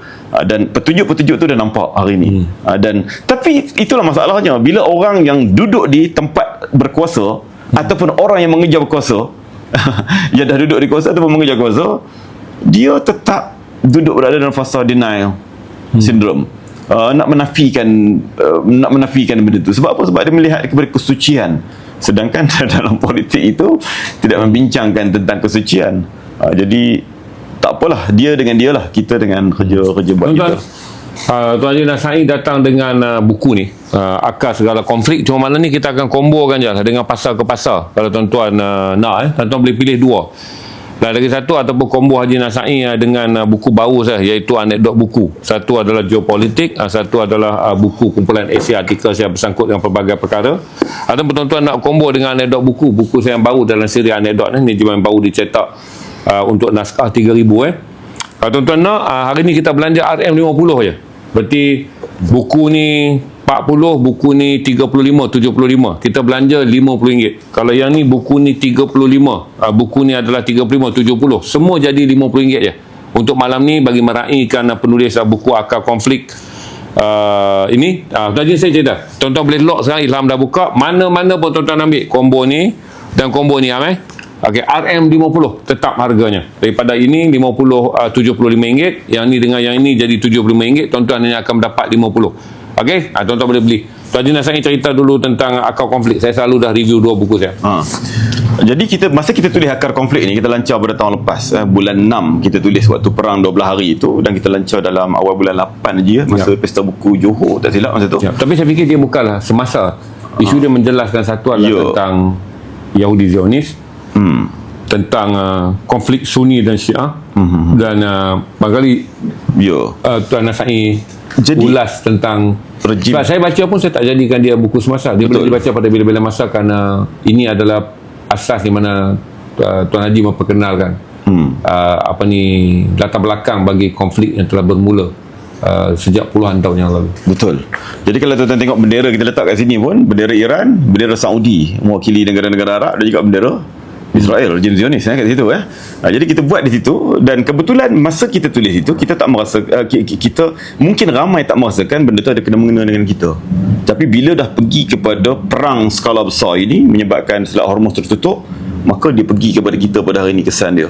Maka kita memahami benda itu penting. Sebab apa? Sebab modus operandi yang sama telah pun berlaku di rantau kita. Saya sebut dekat sini bagaimana Israel nak survive. Dia kena pecah belahkan orang lain, negara-negara dari rantau itu. Dia kalau boleh perang, dia perang. Kalau tak boleh perang, dia kena bagi mereka berperang sama sendiri. Itu berlaku Iran-Iraq war dulu. Begitu juga krisis di Libya, saya huraikan dalam ni. Begitu juga krisis di Syria. Kenapa Syria tak jatuh cepat macam saya bila baca buku ni dan sekarang video-video terbaru oleh Profesor Datuk Jeffrey Sachs. Sangat terima kasih kerana sekarang dia dah buat banyak talk. Saya fikir ada sebahagiannya itu adalah podcaster panggil. Kerana video-video dia naik mengulas perkara yang hampir sama dengan pandangan tuan, cuma dari segi perspektif barat. Itu yang bagusnya tu. Bila setiap kali saya semalam saya google semua video baru Jeffrey Sachs mengenai Iran, dan juga begitu juga dengan pandangan John Nakareko. Itu menjadi seronok kerana saya tahu tak jauh lagi dia standard pemikiran Tuan Haji Nasai bila ulas benda ni, cuma menggunakan perspektif kita. Dan mereka pula sebagai orang Amerika yang marah agenda menjatuhkan negara-negara Arab yang telah dirancang lebih 40 tahun. Jadi saya tulis dalam ni, yang antara benda paling penting ialah bagaimana kejahatan Zionis tadi ni menggunakan agama kononnya kan, tapi akhir sekali dia pun ada buat khianat kepada sesama Yahudi dia yang terbunuh banyaklah. Saya tulis dalam bab 3, bab 4 di sini. Kemudian yang paling penting tadi bagaimana regime change. Jadi Iran ni yang berlaku sehari dua ni adalah salah satu daripada dah berpuluh-puluh dia buat sebelum pada ni. Berlaku kepada Saddam, berlaku kepada Libya, berlaku kepada Syria dan sebagainya. Dan benda yang sama sebenarnya, pemecahan yang sama tu sebenarnya telah pun berlaku sejak pada tahun 50-an 60-an di seluruh dunia, termasuk di rantau ni. Apa yang berlaku kepada Soekarno, apa yang berlaku kepada banyaklah sampai di Indonesia itu sebenarnya kematian dia lebih daripada 1 juta. Apa ni yang dia pernah buat. Jadi memahami akar konflik di Timur Tengah ini bukan sekadar nak memahami konflik yang dicipta oleh adanya Israel ini, tetapi juga memahami apa yang berlaku di kalangan negara Arab dengan Parsi, dengan Iran itu secara asbabnya kenapa diwujudkan krisis itu, konflik itu, dan juga bagaimana kita nak memahami ianya ada kena mengena dengan kita yang berada di rantau ni. Dia tak lari. Jadi sebab tu saya tengok kat sini, mungkin tuan akan jumpa satu benda yang pelik, bagaimana Iran dengan Iraq perang itu lebih lama, 8 tahun sekitar begitu 80-an. Dan kenapa jadi begitu? Dan Iraq yang waktu itu disokong oleh mereka secara langsung dan secara tak langsung, tiba-tiba lepas pada perang dia pula diperangi oleh mereka. Jadi ini semua dan mungkin orang tak faham bahawa Saddam ini adalah orang yang membantu Amerika memerangi Iran sebagai penyelamat kepada sistem raja monarki yang tak mampu memerangi Iran. Jadi Saddam perang dengan Iran selama 7 tahun, 81-88. Kemudian Amerika tak larat lagi nak invest kepada Saddam kerana Iran tak boleh dikalahkan dalam perang panjang yang keputusannya tiada pemenang. Kemudian apabila Saddam sudah menjadi tidak diperlukan untuk menjatuhkan Iran, dia diabaikan. Saddam berpindah daripada seorang pro-Amerika kepada anti-Amerika, tetapi dengan menjadikan Israel sebagai sasaran. Itu kesnya bagaimana Saddam Hussein dijatuhkan. Ini nak bagi tuan-tuan faham kenapa akar konflik ni penting, supaya tuan-tuan boleh merunut geopolitik ni dengan melihat apa yang dipanggil struktural yang spesifik di Asia Barat. Betul. Bagaimana Saddam pernah dipergunakan dan dia disokong oleh negara-negara Arab kerana mereka berfikir naratif yang dibentuk oleh Amerika bahawa revolusi Islam Iran kemudiannya akan berkembang dan menjatuhkan raja monarki, kerana kebetulan Ayatollah Ruhollah Khomeini menjatuhkan raja monarki pro-Amerika yang dikenali dengan nama Reza Pahlavi. Tuan akan faham. Kemudian tuan akan faham pula Yahudi yang dibina itu, dia bukanlah dibina dalam satu hari. Dan dia tidak dibina di atas darah orang-orang Islam, dia juga dibina di atas darah orang-orang Yahudi sendiri yang enggan berpegang pada Zionism. Itu detail buku dia. Cuma satu bab mana tu yang Tuan Haji rasa kalau orang baca, saya rasa bab tu mungkin bab yang sedikit masa Tuan Haji Nasai tulis kan, ini bahagian yang kita rasa paling lemah dalam pengetahuan awam rakyat Malaysia, dan Tuan Haji Nasai itu tulis supaya titik pokok yang menjadi bahagian yang paling kurang dipahami dapat menjadi yang lebih difahami. Bab 3 saya selalu sebut, saya rasa saya jarang jumpa dalam buku-buku lain yang dalam bahasa Melayu lah, iaitu bagaimana keganasan Zionis terhadap Yahudi sendiri. Yang mungkin jarang kita bincangkan sebelum pada ni. Sebab apa? Sebab dia berhajatkan kepada population, dia berhajatkan kepada rakyat. Dia nak tubuh negara macam mana kalau tak ada rakyat? Dia syarat nak tubuh negara ni ada tanah, ada rakyat. Jadi dia tak ada rakyat, yang duduk di situ orang Palestin. Jadi akhir sekali dia membuat pemaksaan kepada orang Yahudi. Satu Yahudi yang berada di Eropah, yang dipaksa, termasuk anak-anak yatim, mangsa-mangsa Holocaust dan sebagainya itu, dipaksa untuk pergi ke sana. Dipaksa, ada yang kapalnya tenggelam, dan bila mana nak berlabuh, British tak benarkan disebabkan tentangan orang-orang Palestin, nak dipindahkan Yahudi itu ke tempat-tempat lain. Sanggup diletukkan kapal tu, dia ada cerita satu kapal, sanggup diletukkan kapal tu supaya apa? Biarlah Pak Yahudi itu mati dekat situ daripada pergi ke negara lain. Sebab dia bukan nak bina negara Yahudi di tempat lain, dia nak bina di Palestin itu sendiri. Itu satu. Dan yang kedua adalah kelompok Yahudi yang berada di negara-negara Arab di Timur Tengah, terutamanya yang berada di Iraq. Saya tulis di sini, Yahudi Mizrahi, kita silahkan di situ. Ini ada kaitan, Haji, kalau kita tengok kepada parti yang didokong oleh Smotrich, Bezalel Smotrich, dan juga Utama Ben Gavir. Sebenarnya mereka ini, penyokong-penyokong mereka adalah datang daripada Mizrahi asal tadi. Asalnya Port Mizrahi ni mereka nasionalis yang menjadi penyokong kuat kepada Utama Ben Gavir dan juga Bezalel Smotrich. Betul. Adalah Mizrahi dari Iraq. Jadi asalnya mereka orang yang menentang Zionis. Sebab apa? Mereka duduk di Iraq, di Baghdad utamanya, 1000 tahun. Dah duduk daripada zaman Babylon semua dulu kan, kemudian datangnya Islam. Mereka tidak ada masalah apa.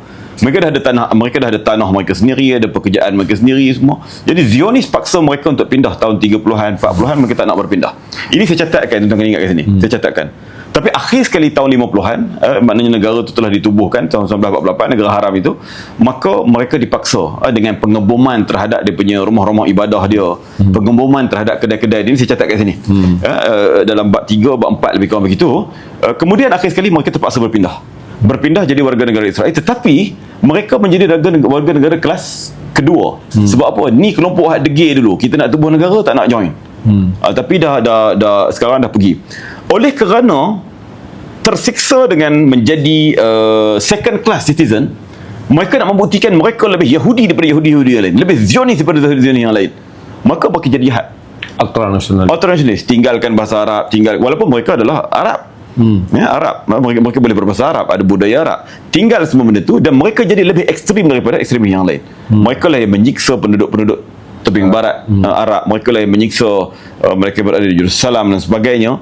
Dan hari ini mereka tubuh parti pula, mereka mendokong Bezalel Smotrich dan juga Utama Ben Gavir. Itu antara kelompok tu, tapi asalnya daripada mereka yang tertindas. Jadi sebab tu daripada hari ni kita tengok kita jangan kita katakan dulu dia pernah dizalimi, esok dia akan jadi no.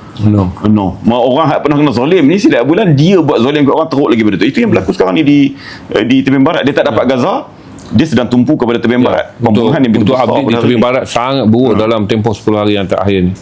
Sangat-sangat buruk. Latest data adalah 12,000 orang Palestin kehilangan tanah, 3,000 telah pun dihalau daripada tanah di tebing barat. Itu data yang terkini yang berjaya dikumpul oleh pasukan penyiasat Petugas Bangsa-Bangsa Bersatu. Sepanjang perang ni berlaku, sekiranya satu rundingan berjaya dicapai untuk mendapatkan kembali tanah Gaza, tapi tak akan ada rundingan untuk memulangkan kembali tanah di tebing barat. Yang 60% dicuri dan dicangkang sekarang dia meningkat pada 62%. Tuan-tuan boleh ambil kalau tuan-tuan nak buku ni adalah buku karya esei saya gabungkan 250 tau. Malam ni kita belanja untuk laju aja. Kalau buku ni satu tuan-tuan nak RM30. Oleh kerana buku ni terbitan saya belanja pada tuan-tuan. Dan ini adalah anekdot buku. Kalau tuan-tuan nak, tuan-tuan boleh lock combo dia jadi RM50 saja. Bagi tuan-tuan yang nak, yang saya sebut tadi adalah ejen CIA Graham Fuller menulis pembelaan dan juga pendedahan skandal yang sangat besar. Bagaimana Islam digunakan sebagai alat untuk memerangi bangsa Arab, tetapi tujuannya untuk mendapatkan minyak, apabila minyak menjadi sesuatu yang sangat besar bagi revolusi industri selepas Perang Dunia Kedua, di mana apabila berlaku perlombaan di antara komunis Soviet sebelum tahun 1987 dan antara barat, mereka perlukan minyak Arab. Jatuh komunis Soviet, berlaku kebangkitan Cina dalam industri, mereka masih mahukan minyak Arab, dan minyak daripada negara-negara Arab tak akan boleh dilanggar dan diambil secara membuta tuli selagi mereka tidak menggunakan memerangi Islam sebagai cara untuk menghalalkan pendudukan yang sebenarnya adalah bertujuan untuk minyak. Ni Graham Fuller RM45 kalau tuan-tuan nak. Saya belanja tuan-tuan dengan harga RM40 di samping combo buku yang ada ni. Tuan-tuan boleh lock sekarang. Ada apa-apa soalan daripada penonton tak? Daripada tadi naik spam ke apa kan, nak tahu? Sebab saya bincang dalam bentuk yang hari ni kita pilih tajuk yang lebih tinggi supaya tuan-tuan dapat satu takkah lebih tinggi. Kita tak ambil lah sangat dalam bentuk populis awam. Tapi kalau ada soalan-soalan populis awam, kita akan jawab kalau tuan-tuan tanya lah.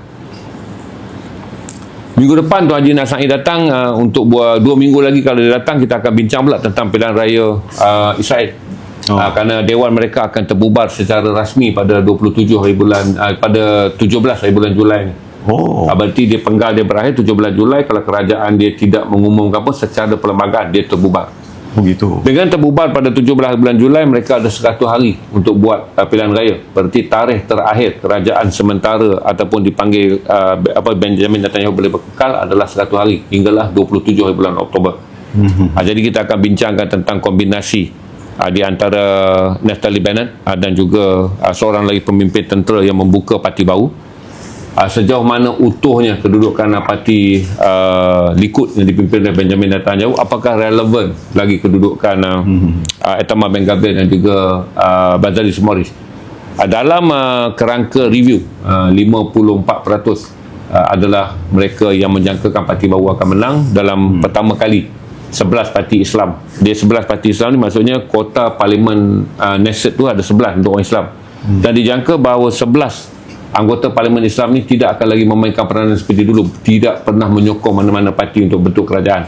Tetapi mana-mana parti yang akan menamatkan perang di Gaza kemungkinan besar akan mendapat 11 kursi itu untuk membentuk kerajaan.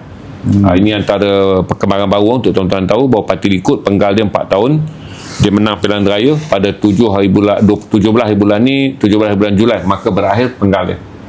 Dan perlembagaan membenarkan 100 hari sebelum membentuk kerajaan baru. Itu pilihan raya mesti dijalankan secara tidak langsung. SPR dia atau badan pilihan raya dia akan mengumumkan tarikh penamaan calon dan juga tarikh pilihan raya setelah berunding dengan presiden. Ini perlembagaan, tak boleh diubah dan tak boleh dipindah. Itu perkara baru yang kita akan lihat tentang sebahagian analisis mengatakan bahawa Netanyahu akan menggunakan perang ini secara besar-besaran bagi membolehkan dia mendapat sokongan membantu gerakan parti-parti nasionalisme yang diasaskan oleh kumpulan-kumpulan ekstrim yang saya sebut tadi lah, Itamar Ben-Gvir dan juga Bezalel Smotrich, dan seorang lagi nama dia Moshe Gafni.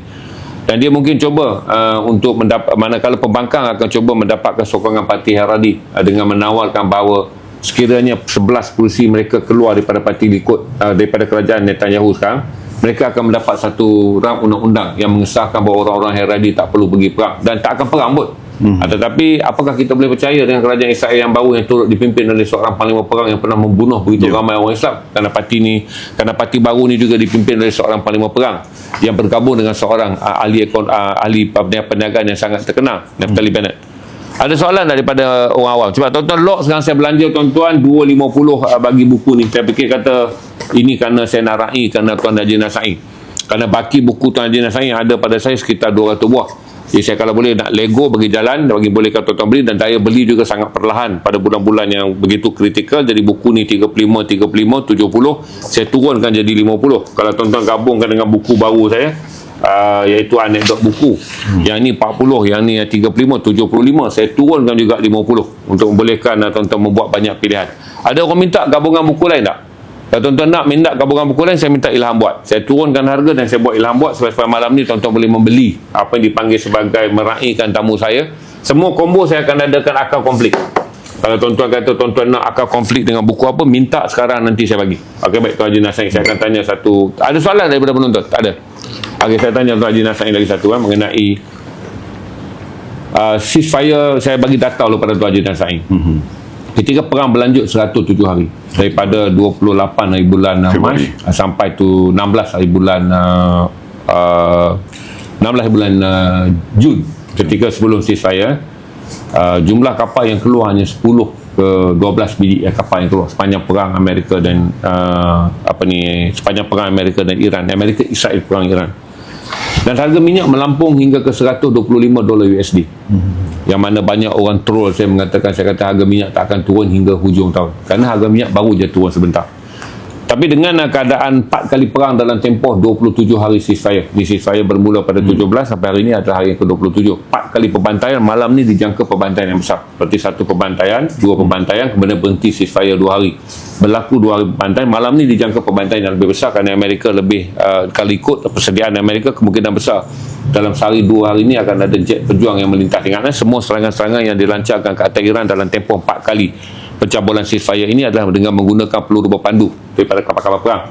Tetapi dengan data baru tentang kehadiran jet-jet pejuang Amerika F-15, F-35 yang hadir dan berada di Ben Gurion dan diperkasakan di lapangan terbang Negev, kemungkinan besar Amerika juga akan meluaskan skala serangan dia dalam bentuk apa yang dipanggil sebagai penggunaan jet pejuang. Dengan ini, kerana tiada jet pejuang yang akan terbang daripada Pangkalan Arab, berarti Iran juga akan menghalakan peluru berpandu dia, menghala ke Israel.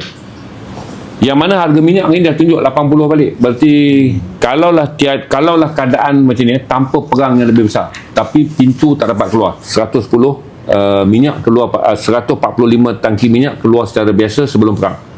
Waktu perang tegang 10 tangki minyak per hari. Waktu dalam rundingan damai ceasefire ni purata keluarnya minyak hanyalah 34 ke 45 sehari. Berarti harga minyak capai pada paras itu. Tapi sekarang dia berlaku penyusutan. Berarti pada bila-bila masa, kalau kita tengok hari ni beberapa hari minyak dah kembali ke $80 USD per barrel crude oil. Berarti kerajaan akan kembali ke paras 3 bilion kalau sebulan harga minyak duduk $80 lebih. Apa yang saya nak boleh beritahu pada Tuan Haji Nasai adalah, apakah rakyat Malaysia memahami kesiapsiagaan? Sebab satu, saya beritahu perang ni akan jadi prolong, sebab kita dah tahu bahawa titik temu mengenai penyelesaian perang, iaitu Amerika berundur daripada Lebanon, menghentikan serangan. Berperang ni tak akan hentilah. Amerika keluar daripada tanah Lebanon tak akan berlaku. Israel Iran akan membenarkan pasukan penyiasat untuk masuk ke dalam loji reaktor nuklear dia, tak akan berlaku. Amerika meminta, Iran meminta supaya pengunduran penuh daripada tanah Israel tak mungkin berlaku, dan Amerika meminta Selat Hormuz tidak dikendalikan secara mana-mana negara, menjadi selat bebas milik antarabangsa, tak akan berlaku. Berarti mati duduk balik, tiada jalan penyelesaian. Yang sedang diusahakan oleh negara-negara yang mahukan keamanan sekarang adalah mengelakkan risiko perang hingga minyak tak keluar balik daripada Selat Hormuz. Berarti sekiranya tiba-tiba dalam tempoh 1 minggu minyak kurang daripada 30 trak, dia akan mencapai harga $90. 1 minggu tuan-tuan, minyak keluar kurang daripada 30 tangki, dia akan balik mencapai harga $90 USD. Jadi salah satu yang Tuan Haji Nasai nak komen mengenai perang ini, kita bukan saja nak melihat siapa menang siapa kalah. Ketika perang ni seri pun tak ada siapa kalah siapa seri. Dengan Selat Hormuz ni tak dapat bergerak kapal pada jumlah 115 sehari untuk mengekalkan minyak pada harga bawah $73. Kalau dia keluar pada 40 lebih sehari, dia akan menjadi $80. Tapi sekarang nampak gaya dia akan berudum turun. Apa nasihat Tuan Haji Nasai mengenai perang ini? Difahami kalau dia jadi skala besar, berarti minyak akan melepasi pada paras yang sama teruk ketika 107 hari. Kalau dia berlaku pada skala senyap sekarang pun, pada skala boom boom boom boom pun, Selat Hormuz hanya dapat meluluskan 34 ke 45 kapal, itu kurang 40% daripada keperluan dunia. Berarti harga minyak akan boleh menjangkau $90 USD. Dan beban pada kerajaan secara puratanya, kerajaan telah menyediakan 30 bilion untuk subsidi tahun ni daripada angka asal hanya 16. Dan kemungkinan jadi 40 bilion sekiranya pada Julai Ogos ni dia tak selesai, perang ni tak akan selesai. Berarti salah satu yang paling meruncing adalah subsidi. Betul. Dan dia akan mencerut kita semua, kerana duit subsidi yang ada ni adalah daripada kementerian-kementerian lain, biaya dia disedut dan dipindah ke subsidi, menjadikan banyak syarikat tidak akan mendapat projek, banyak projek yang nak dilaksanakan tak akan dapat dibuat. Syarikat-syarikat Bumi Putra yang menjadi pembekal FMB, penyelenggara, membekalkan event dan acara, semua tak akan dapat projek. Berarti beribu-ribu syarikat apabila wang yang sebenarnya disediakan untuk acara kepada mereka terpaksa ditarik pada subsidi, berpuluh-puluh ribu orang hilang pekerjaan. Jadi kemungkinan ada Tuan Haji Nasai nak pesan, daripada kita hanya seronok troll, kata minyak nak turun, sekarang minyak dah turun, troll. Apakah realiti yang sepatutnya? Okey, dia dua sudut yang kita kena tengok bab minyak ini. Ini kefahaman saya. Saya bukanlah kita mahir dalam tajuk ini, tapi yang pertama, harga yang kita selalu sebutkan itu berasaskan kepada, kita katakan istilahnya adalah tawaran dan juga permintaan. Dan news yang keluar itu, berita-berita yang keluar itu memberi efek kepada naik dan juga turunnya harga itu. Dengan kononnya telah pun 18 bulan Jun telah Trump pun dah tanda tangan MOU, Presiden pada sekian pun dah tanda tangan MOU di antara dua negara. Turun. Tetapi dia ada satu perkara lagi selain daripada kita tengok pada kenaikan turun harga naik itu. Satu lagi adalah actual ataupun jumlah minyak sebenarnya yang ada pada tiap-tiap negara. Sebenarnya walaupun dah ceasefire sejak daripada 18 Jun yang lalu secara rasmi tetapi sebenarnya walaupun berapa biji kapal boleh lalu pun, dia tak balik kepada asal. Dia tak balik kepada jumlah asal macam Haji sebut tadi. Dia tak jumlah asal. Bila tak balik kepada jumlah asal, banyak kita tengok pakar-pakar dalam bidang, termasuk kita punya pakar penasihat ekonomi di JPM pun selalu dia sebut tu, paling tidak 6 bulan adalah tempoh paling cepat untuk balik kepada asal dari segi jumlah kapal lalu. Belum lagi kita katakan infrastruktur yang ada di Qatar, yang ada di Saudi, yang dibom itu nak dipulihkan balik, makan masa 2 tahun. Banyak yang mengatakan begitu. Macam Raf Lafan yang paling besar 2 tahun 2 tahun untuk dipulihkan. Jadi nak ceritanya, selain kita tengok harga kononnya turun itu, sebenarnya kita kena tengok bahawa negara masing-masing yang berada di rantau ini terutamanya sebenarnya belum pun dapat bekalan minyak secukupnya untuk stok berikutnya dalam jumlah beberapa minggu ceasefire yang sedang berlaku ini. Jadi kalaulah perang berlaku balik dengan skala yang besar, bukan kalau dah berlaku pun, kalau dia pergi kepada skala yang besar balik, Iran pun dah selesai pengkebumian Ali Khamenei, kemudian mereka pun memulakan balik perang besar pada malam ini contohnya, maka tutup balik sepenuhnya maka kita akan tengok kesan berantai berikutnya. Kalau malam ni serang 4 malam berturut-turut, 4 malam berturut-turut, kesan berantai berikutnya yang kita sebut tadi. Satu, bekalan minyak tak cukup. Yang kedua, dia akan pergi kepada bekalan produk-produk lain berasaskan petroleum tadi, fertilizer, apa lagi, kemudian supply chain. Kita tengok ketidakcukupan bekalan-bekalan. Kita tengok sekarang ni bukan isu nak isi minyak petrol dalam kereta kita saja. Dia pergi kepada plastik, pembungkusan, dia pergi kepada baja, dia pergi kepada yang semua rantaian tu dia akan terputus, dan kesan dia lebih teruk daripada kesan kenaikan harga minyak. Maknanya minyak tak cukup, harga naik. Government kena subsidi lebih lagi. Kemudian government tak cukup nak subsidi, dia penaik pula harga minyak. Rakyat marah. Esok dia pergi kepada harga makanan pula. Sebab apa? Sebab baja, fertilizer yang tak cukup ini, negara yang paling penting beri kesan pada kita adalah India. Kita bawang pun import dari India. Apatah lagi daging dan sebagainya. Samalah Brazil dan sebagainya. Bila tak cukup ataupun cukup tapi dengan harga yang naik, maka baja yang kita katakan bermasalah sejak daripada bulan 3 hari itu, menyebabkan kenaikan harga baja di India itu mendatangkan kos baru. Maknanya tanam-tanaman yang sedang beras ke dan sebagainya, yang bergantung kepada bekalan baja itu, maka untuk ke depan ini masuk kepada Ogos dan September ni, maka kita baru akan rasa kesan dia. Sebab itu ramai orang tak faham kenapa bawang jadi mahal. Orang tak faham kenapa sayur jadi mahal. Adalah kerana bukan kerana minyak saja. Adalah kerana 25% daripada pembekalan baja datang daripada Qatar dan juga Arab Saudi melalui sekian gas yang digali bukan semua jadi gas cecair asli dan jadi minyak. Ada sebahagian yang digali adalah gas yang digunakan, bahan kimia dalam bumi yang digunakan untuk penghasilan baja. Itu yang tuan-tuan mesti faham. Nak buat jalan raya pun. Dan saya jelaskan kepada tuan-tuan, Thailand yang menjadi negara yang dianggap sebagai negara yang sangat mandiri adalah pengimport 70% baja yang datang daripada Selat Hormuz. Negara yang paling sedikit yang berada dalam rantau kita ni yang menggunakan hasil baja daripada Selat Hormuz adalah Indonesia, 50%. Berarti jumlah penggunaan baja daripada Selat Hormuz kebetulan adalah di Asia kerana alirannya itu dekat ke Asia. Baik, lagi tu ada buku yang orang minta combo tak? Sebab saya belanja 250, tuan-tuan boleh log.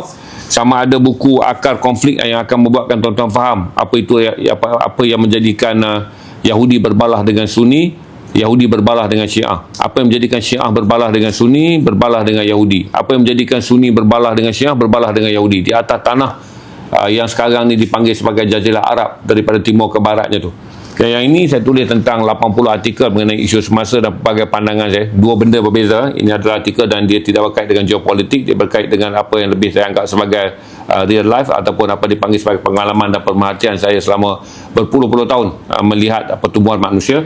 Tuan-tuan nak dengan buku anekdot buku yang baru dilancarkan, tuan-tuan boleh log. Harganya sama, 250, 250, 250. Tapi Ilham akan tarik harga ni selepas live habis. Saya tengah tunggu untuk mencapai, ada berapa 50 log sekarang? 52. Saya tunggu capai 75 log je. Itu 23 log lagi. Sambil tu saya akan minta Tuan Haji Nasai jelaskan. Saya minta pandangan Tuan Haji Nasai lagi satu mengenai apa yang saya sebut sebagai rantaian berganda, di mana ini yang dibincangkan sekarang. Saya baru faham kenapa rantaian berganda ni diberikan amaran lebih luas di barat.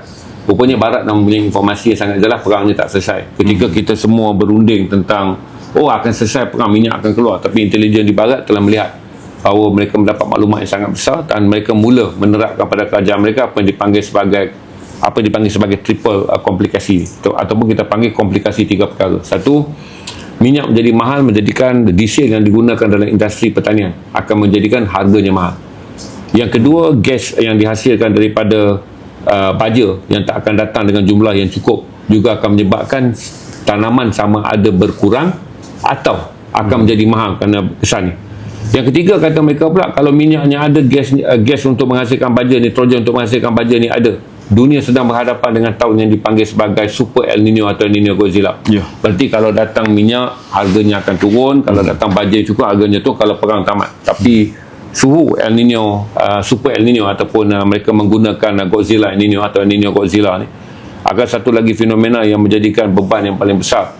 Yang mana saya bagi tahu kepada penonton, katakanlah kita ada sibuk dengan pilihan raya di Johor, kita ada sibuk dengan pilihan raya di Negeri Sembilan, dan kemungkinan pilihan raya ada di Melaka. Berarti isu ni tak banyak menjadi peranan kerajaan untuk jelaskan, kerana semua orang sedang menjelaskan dasar parti untuk menang pilihan raya, menjadikan rakyat mungkin tercicir banyak tentang apa yang dipanggil sebagai triple ni, ataupun dipanggil sebagai gandaan risiko yang sangat besar. Kalau tuan-tuan lihat dalam analisis yang dikeluarkan oleh negara-negara barat untuk rakyat dia berhati-hati, mereka telah membuat analisis perang Iran dan Amerika ni adalah sebagai totally akan impak until hujung tahun ni. Dan kemungkinan kalaulah mereka lihat tak selesai juga, mereka akan mengimpakkannya hinggalah suku pertama tahun depan dan suku kedua tahun depan. Ini jarang dibincangkan. Walaupun kita kata rakyat ada kesedaran yang sangat tinggi tentang geopolitik, kita kekurangan orang bercerita tentang geoekonomi, kesan geopolitik dan impak ekonomi. Mungkin Tuan Haji Nasai boleh beri pandangan apa yang saya sebut sebagai dua sebagai berpunca daripada perang, dan satu lagi ramai orang tak aware tentang Super El Nino atau El Nino yang paling ekstrim yang berlaku sekarang. Untuk pengetahuan Tuan Haji Nasai, saya setiap hari akan melihat garis cuaca ni, sama ada dia langgar India dan dia akan pergi ke bahagian selatan, Thailand dan utara semenanjung. Ini adalah garis yang selalu dia langgar dan dia akan sampai kepada hujung tanah Vietnam. Ini yang paling ditakuti, kerana di peringkat kita di Asia Tenggara ini paling ditakuti, dan ini juga diperhatikan oleh semua negara teluk, kerana sumber makanan mereka juga datang daripada sumber yang sama dengan kita, India, Thailand dan juga Vietnam. Dan kalau El Nino Godzilla dan Super El Nino lintas, itulah garis popular dia. Garis popular maksudnya ada banjir apa semua, tapi kerosakan harta benda. Tapi kalau lalu di garis ni, dia akan berlaku kerosakan pada hasil pertanian, di mana rantai makanan akan terjejas yang dipanggil gandaan 3 tadi. Satu, dulunya minyaknya mahal, industri pertanian kebetulan adalah industri diesel. Kemudian sekiranya selat Hormuz tutup, baja nitrogen terjejas 25%, kerana selat yang sama juga tidak mengeluarkan baja. Yang tiga adalah alam sekitar. Mungkin Tuan Haji Nasai boleh ingatkan semua rakan-rakan mengenai memahami dan mula membaca tentang dipanggil sebagai 3 perkara yang barat telah pun letakkan dalam kalender mereka, bahawa ini adalah tidak selamat hingga hujung tahun ini. Ya, saya tadi dengar daripada Chicago University Scholar, beberapa orang termasuk Profesor Robert Pepe, semua pun menjangkakan bahawa paling cepat pun dia kata benda ni akan berada Januari. Maknanya itu perang secara langsung. Maknanya dia akan on off perang di Iran itu paling tidak sampai Januari. Adalah beberapa faktor yang menyebabkan sampai ke situ, yang Trump tak boleh nak tinggalkan perkara itu sebab dia bertembung di antara nak menang pilihan raya midterm bulan 11 ini dengan kehendak kita katakan istilah penyokong-penyokong MAGA dia, yang ekstremis dan sebagainya ini yang perlu dipenuhi. Dan juga kehendak-kehendak kita katakan mereka yang terlibat dalam industri pertahanan. Yang sekarang ni kalaulah kita katakan Saudi, Pakistan dan semua tu dah tidak lagi melihat Iran sebagai ancaman, maka senjata tak terjual. Jadi bagaimana nak meneruskan supaya senjata itu terjual, maka perang itu perlu terus dicipta. Itu antaranya yang menyebabkan dia akan jadi panjang satu perkara.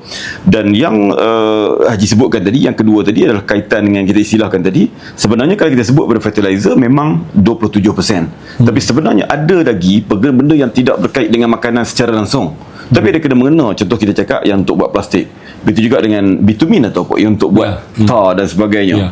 Kerana apa? Pembuatan jalan raya ni memang sentiasa berjalan di mana-mana negara, tapi ada yang kebergantungan di Selat Hormuz ni terhadap produk-produk itu sampai ke 40%. Bukan lagi kita katakan 27, ada yang sampai 40%, dan ada sampai ke 50%. Itu maksimum.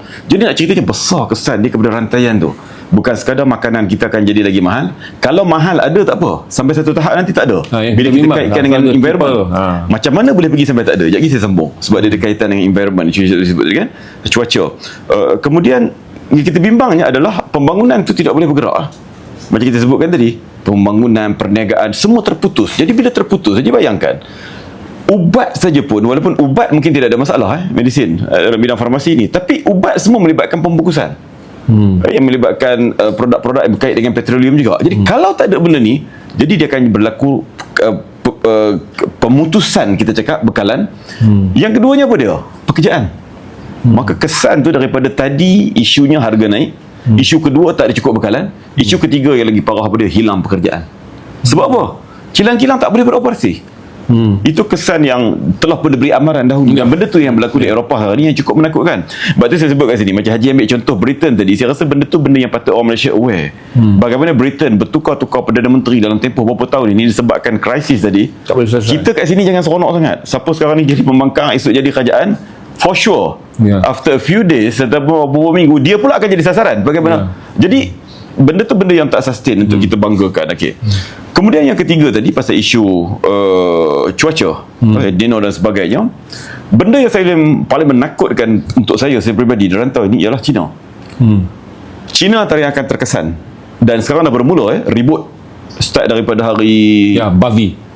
Hari Jumaat baru ni, saya kebetulan saya balik Rabu, Jumaat start ribut. Kawan saya sangkut di capital airport 5-6 jam daripada sepatutnya berlepas pukul 12 malam, lepas pukul 5 pagi. Kemudian seorang lagi datang daripada luar, daripada Shanghai, nak mendarat tak boleh, kau nak pergi kat Tianjin turun. Bila dia benda ni beri kesan buruk kepada dia punya sektor pertanian dia dan juga penternakan sebenarnya, disebabkan banjir besar, ribut dan sebagainya, dia akan pergi kat tempat kita kalaupun kita ada bekalan. Saya dah sebut dalam beberapa tahun lepas berkait dengan isu babi. Bila harga babi di Malaysia, maaflah, jangan, ini bukan pasal nak suruh tuan-tuan makan babi, nak bagi kefahaman.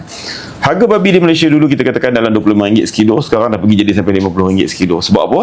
Sebab semua dieksport. Sebab apa? Sebab bila China waktu itu, walaupun bukan isu environment, dia boycott import babi daripada Sepanyol, sebab Sepanyol join US masa tu, kenakan trade war dekat dia, tarif lah, segala sekatan dan sebagainya. Dia stop $9 billion punya import. Akhir sekali mana yang berada di rantau-rantau ini pergi dekat tempat dia. Sebab apa? Sebab dia ada duit dan dia beli lebih mahal. Maka bekalan tempatan tak cukup. Yang tempatan kena import daripada luar, kena import semua. Bila bekalan tak cukup, kita faham lah, harga akan jadi naik, jadi tinggi lah. Itu untuk dia lah, untuk masyarakat Cina dan sebagainya. Yang kita ni ayam, telur dan sebagainya. Dan kita kena fikir bahawa government kawal macam mana sekalipun, tauke ni keuntungan adalah satu perkara yang lagi penting. Dia panggil realiti yang sebenar. Jadi kalau China tidak cukup bekalan disebabkan banjir besar yang merosakkan peternakan, merosakkan industri telur dia, tanaman dan sebagainya, maka mana yang ada di sekitar ni akan menjadi rebutan. Mahal pun mahal lah dia akan beli. Sebab apa? Untuk keperluan rakyat dia. Sebab China negara besar, 1.4 bilion penduduk, dia tak payah tengok isu politik je, tak payah tengok isu politik ataupun isu teknologi dan sebagainya. Cukup dengan tak cukup bekalan, Jadi bayangkan dengan satu rantaian ataupun cukup dengan berlakunya masalah kita katakan penyakit akibat daripada banjir. Kita ingat dulu zaman dulu kita belajar dalam sejarah bagaimana banjir besar berlaku, penyakit taun datang, rakyat kena penyakit besar-besaran, menyebabkan berlakunya migration, perpindahan rakyat besar-besaran. Itu baru cerita pasal penyakit. Kalau tak cukup makanan, maka negara itu akan jadi porak-poranda. Betul. Jadi kebimbangan kepada tak cukup makanan menyebabkan negara jadi tak stabil, menyebabkan kerajaan sanggup berbelanja besar mana sekalipun bagi mencukupkan bekalan makanan. Maka nak cukupkan bekalan makanan, dia ambil dari mana? Dia ambil daripada Malaysia, Indonesia, mana-mana yang ada. Akhir sekali kita kata apa tahu? Bukan tekat ayam kita tak cukup. Sebab peniaga tidak akan memberi perkhidmatan berdasarkan nasionalis. Yes. Dia berdasarkan kepada market. Sekiranya kompeten babi di atas harga makanan tu lebih tinggi di Indonesia, yang ada di Malaysia bukan dia hantar keluar, kerana ini adalah market trade, kerana dia adalah benda yang dikuasai oleh peniaga dan undang-undang membenarkan kuasa pasaran membelinya. Saya tuan-tuan nak buku ni satu cepat, RM RM35.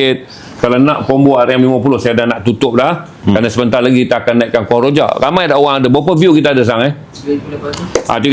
Tuan-tuan nak kuah rojak, tuan-tuan akan masuk balik selepas ni. Kuah rojak dah sampai, saya akan buat live semula selepas live ni. Cepat. Ini last panggilan akhir. 2 buah RM50. Kalau nak buku Tuan Haji Nasai sahaja, RM35. Okey, kalau tuan-tuan dah ada buku saya, tuan-tuan nak buku Haji Nasai, RM35. Ada tak dia orang minta combo dengan buku lain? Tak ada. Kalau tuan-tuan nak buku Tuan Haji Nasai juga dengan buku terbaru saya, anekdot buku, juga sama RM50. Ini saja yang saya boleh bonuskan bagi tuan-tuan yang masuk dalam majlis ilmu malam ni. Topik kita berat, saya bonuskan pada tuan-tuan dengan harga tersebut. Kalau tuan-tuan nak buku lain, saya dah bagi tahu buku yang paling dekat untuk tuan-tuan baca adalah Dunia Tanpa Islam ataupun The World Without Islam, yang ditulis pada tahun 2011 oleh seorang ejen, Graham Fuller, yang pernah menjadi pengurusi majlis perisikan CIA. Ya, kemudian apabila dia keluar, dia mendedahkan 27 tahun apa yang dia lihat sebagai satu penindasan, satu penipuan, fitnah yang besar ke atas Islam, kerana dia adalah agama yang dianut oleh orang Arab, dan tanah Arab adalah tanah yang mengeluarkan banyak minyak. Maka Islam digunakan oleh memburukkan bangsa Arab bagi membolehkan Amerika dan Sekutu Barat melaksanakan pelbagai domba-dombaan ke atas bangsa yang dikatakan Islam ini adalah agama yang berteraskan pada penjajahan. Maka itu kata dia, sebenarnya yang berada di balik semua ini adalah minyak daripada tanah Arab. Kalau tuan-tuan nak, ni buku RM40. Okey Ustaz, apa kata-kata akhir untuk rakan-rakan di Restream? Saya nak baca puisi. Nak baca puisi, oleh kerana kita tak sentuh tentang Gaza pun. Tapi ada sebuah puisi yang ditulis oleh Dr. Hussam Abu Safiah. Jadi Tuan Haji Nasai nak baca puisinya dalam bahasa Arab, nanti dia terjemahkan. Okey, puisi ini dibaca oleh petugas-petugas kesihatan di Gaza yang mereka ada peluang untuk keluar tapi mereka tak keluar, tak nak tinggalkan Gaza. Bertahan daripada Oktober 2023, dan salah seorang daripada mereka adalah Dr. Hussam Abu Safiah yang hari ini duduk dalam penjara, tersiksa teruk. Jadi puisi ini sebenarnya ditulis oleh satu orang ahli akademik daripada Libya, Dr. Adil, nama dia Dr. Adil, pada 2011. Tapi hari ini menjadi satu fenomena untuk memberi kekuatan kepada petugas-petugas kesihatan. Jadi saya berminat sikit dengan sastra di Sari 2 ni. Saya nak baca beberapa rangkap untuk Dr. Hussam dan juga petugas-petugas kesihatan kita yang berada di Gaza. سوف نبقى هنا كي يزول الألم سوف نحيا هنا سوف يحل النغم موطني موطني موطني موطني موطني ذا الإباء موطني موطني موطني موطني موطني يا أنا رغم كيد العداء رغم كل النقم سوف نسعى إلى أن تعم النعم سوف نرنو إلى رفع كل الهمم بالمسير للعلا والمناجاة القمم فلنقم كلنا بالدواء والقلم كلنا عفو على من يصارع السقم فلنواصل المسير نحو غاية الأهم ونكون حقا خير أمة بين الأمم سوف نبقى هنا كي يزول الألم سوف نحيا هنا سوف يحل النغم كم سهرنا من ليالي للصباح لا ننم كم عراقيل كسرنا كم حفظنا من رزم كم جسور قد عبرنا كم زرفنا من حمم نبتغي صيد المعالي نبتغي رأس الهرم نقضي ساعة الطوال نستقي علم الحجم عجم نستهين كل غالي كي نحقق الحلم إن سئمنا لا نبالي فلنسير للأمل إن قمة الجبال تستحق لا جرم سوف نبقى هنا كي يزول الألم سوف نحيا هنا سوف يحل النغم فضلكم يا والدي عمني حتى اللجم كل هم قد أصبنا زادكم بالطلحم إن كل ما جنينا من جهودكم نجم والدي يا خير عوني كان لي عند المحن أنت يا من تملكين جنة تحت القدم كل ألفاظ لساني كل شكر قد رهن اجمعوا كل المعاني من عراب أو عجم لا توافي شكركن لا تجابر العدم سوف نبقى هنا كي يزول الألم سوف نحيا هنا سوف يحل النغم هذه فرحة الأهالي لا يساويها رقم حين يشهدون حالي بالسرور أبتسم فرحتي وصرحتي تكاد تسمع الأصم يا نجوم السماء يا عبائق النسم يا سحائب الرجاء يا طيور الحرم يا رعود الشتاء يا جميع الأنم اشهدوا هذا المساء إنني قدت السقم سوف نبقى هنا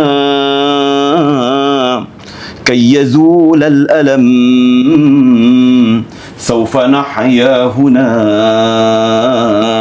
سوف يحل النغم موطني موطني موطني موطني موطني ذا الإباء موطني موطني موطني موطني موطني يا أنا. Terima kasih. Apa makna Jadi syair ini kalau kita nak hurai panjang kan, tapi satu antaranya mereka menceritakan sebut mautini ni negara ni negara aku, negara ni negara kita. Jadi negaraku.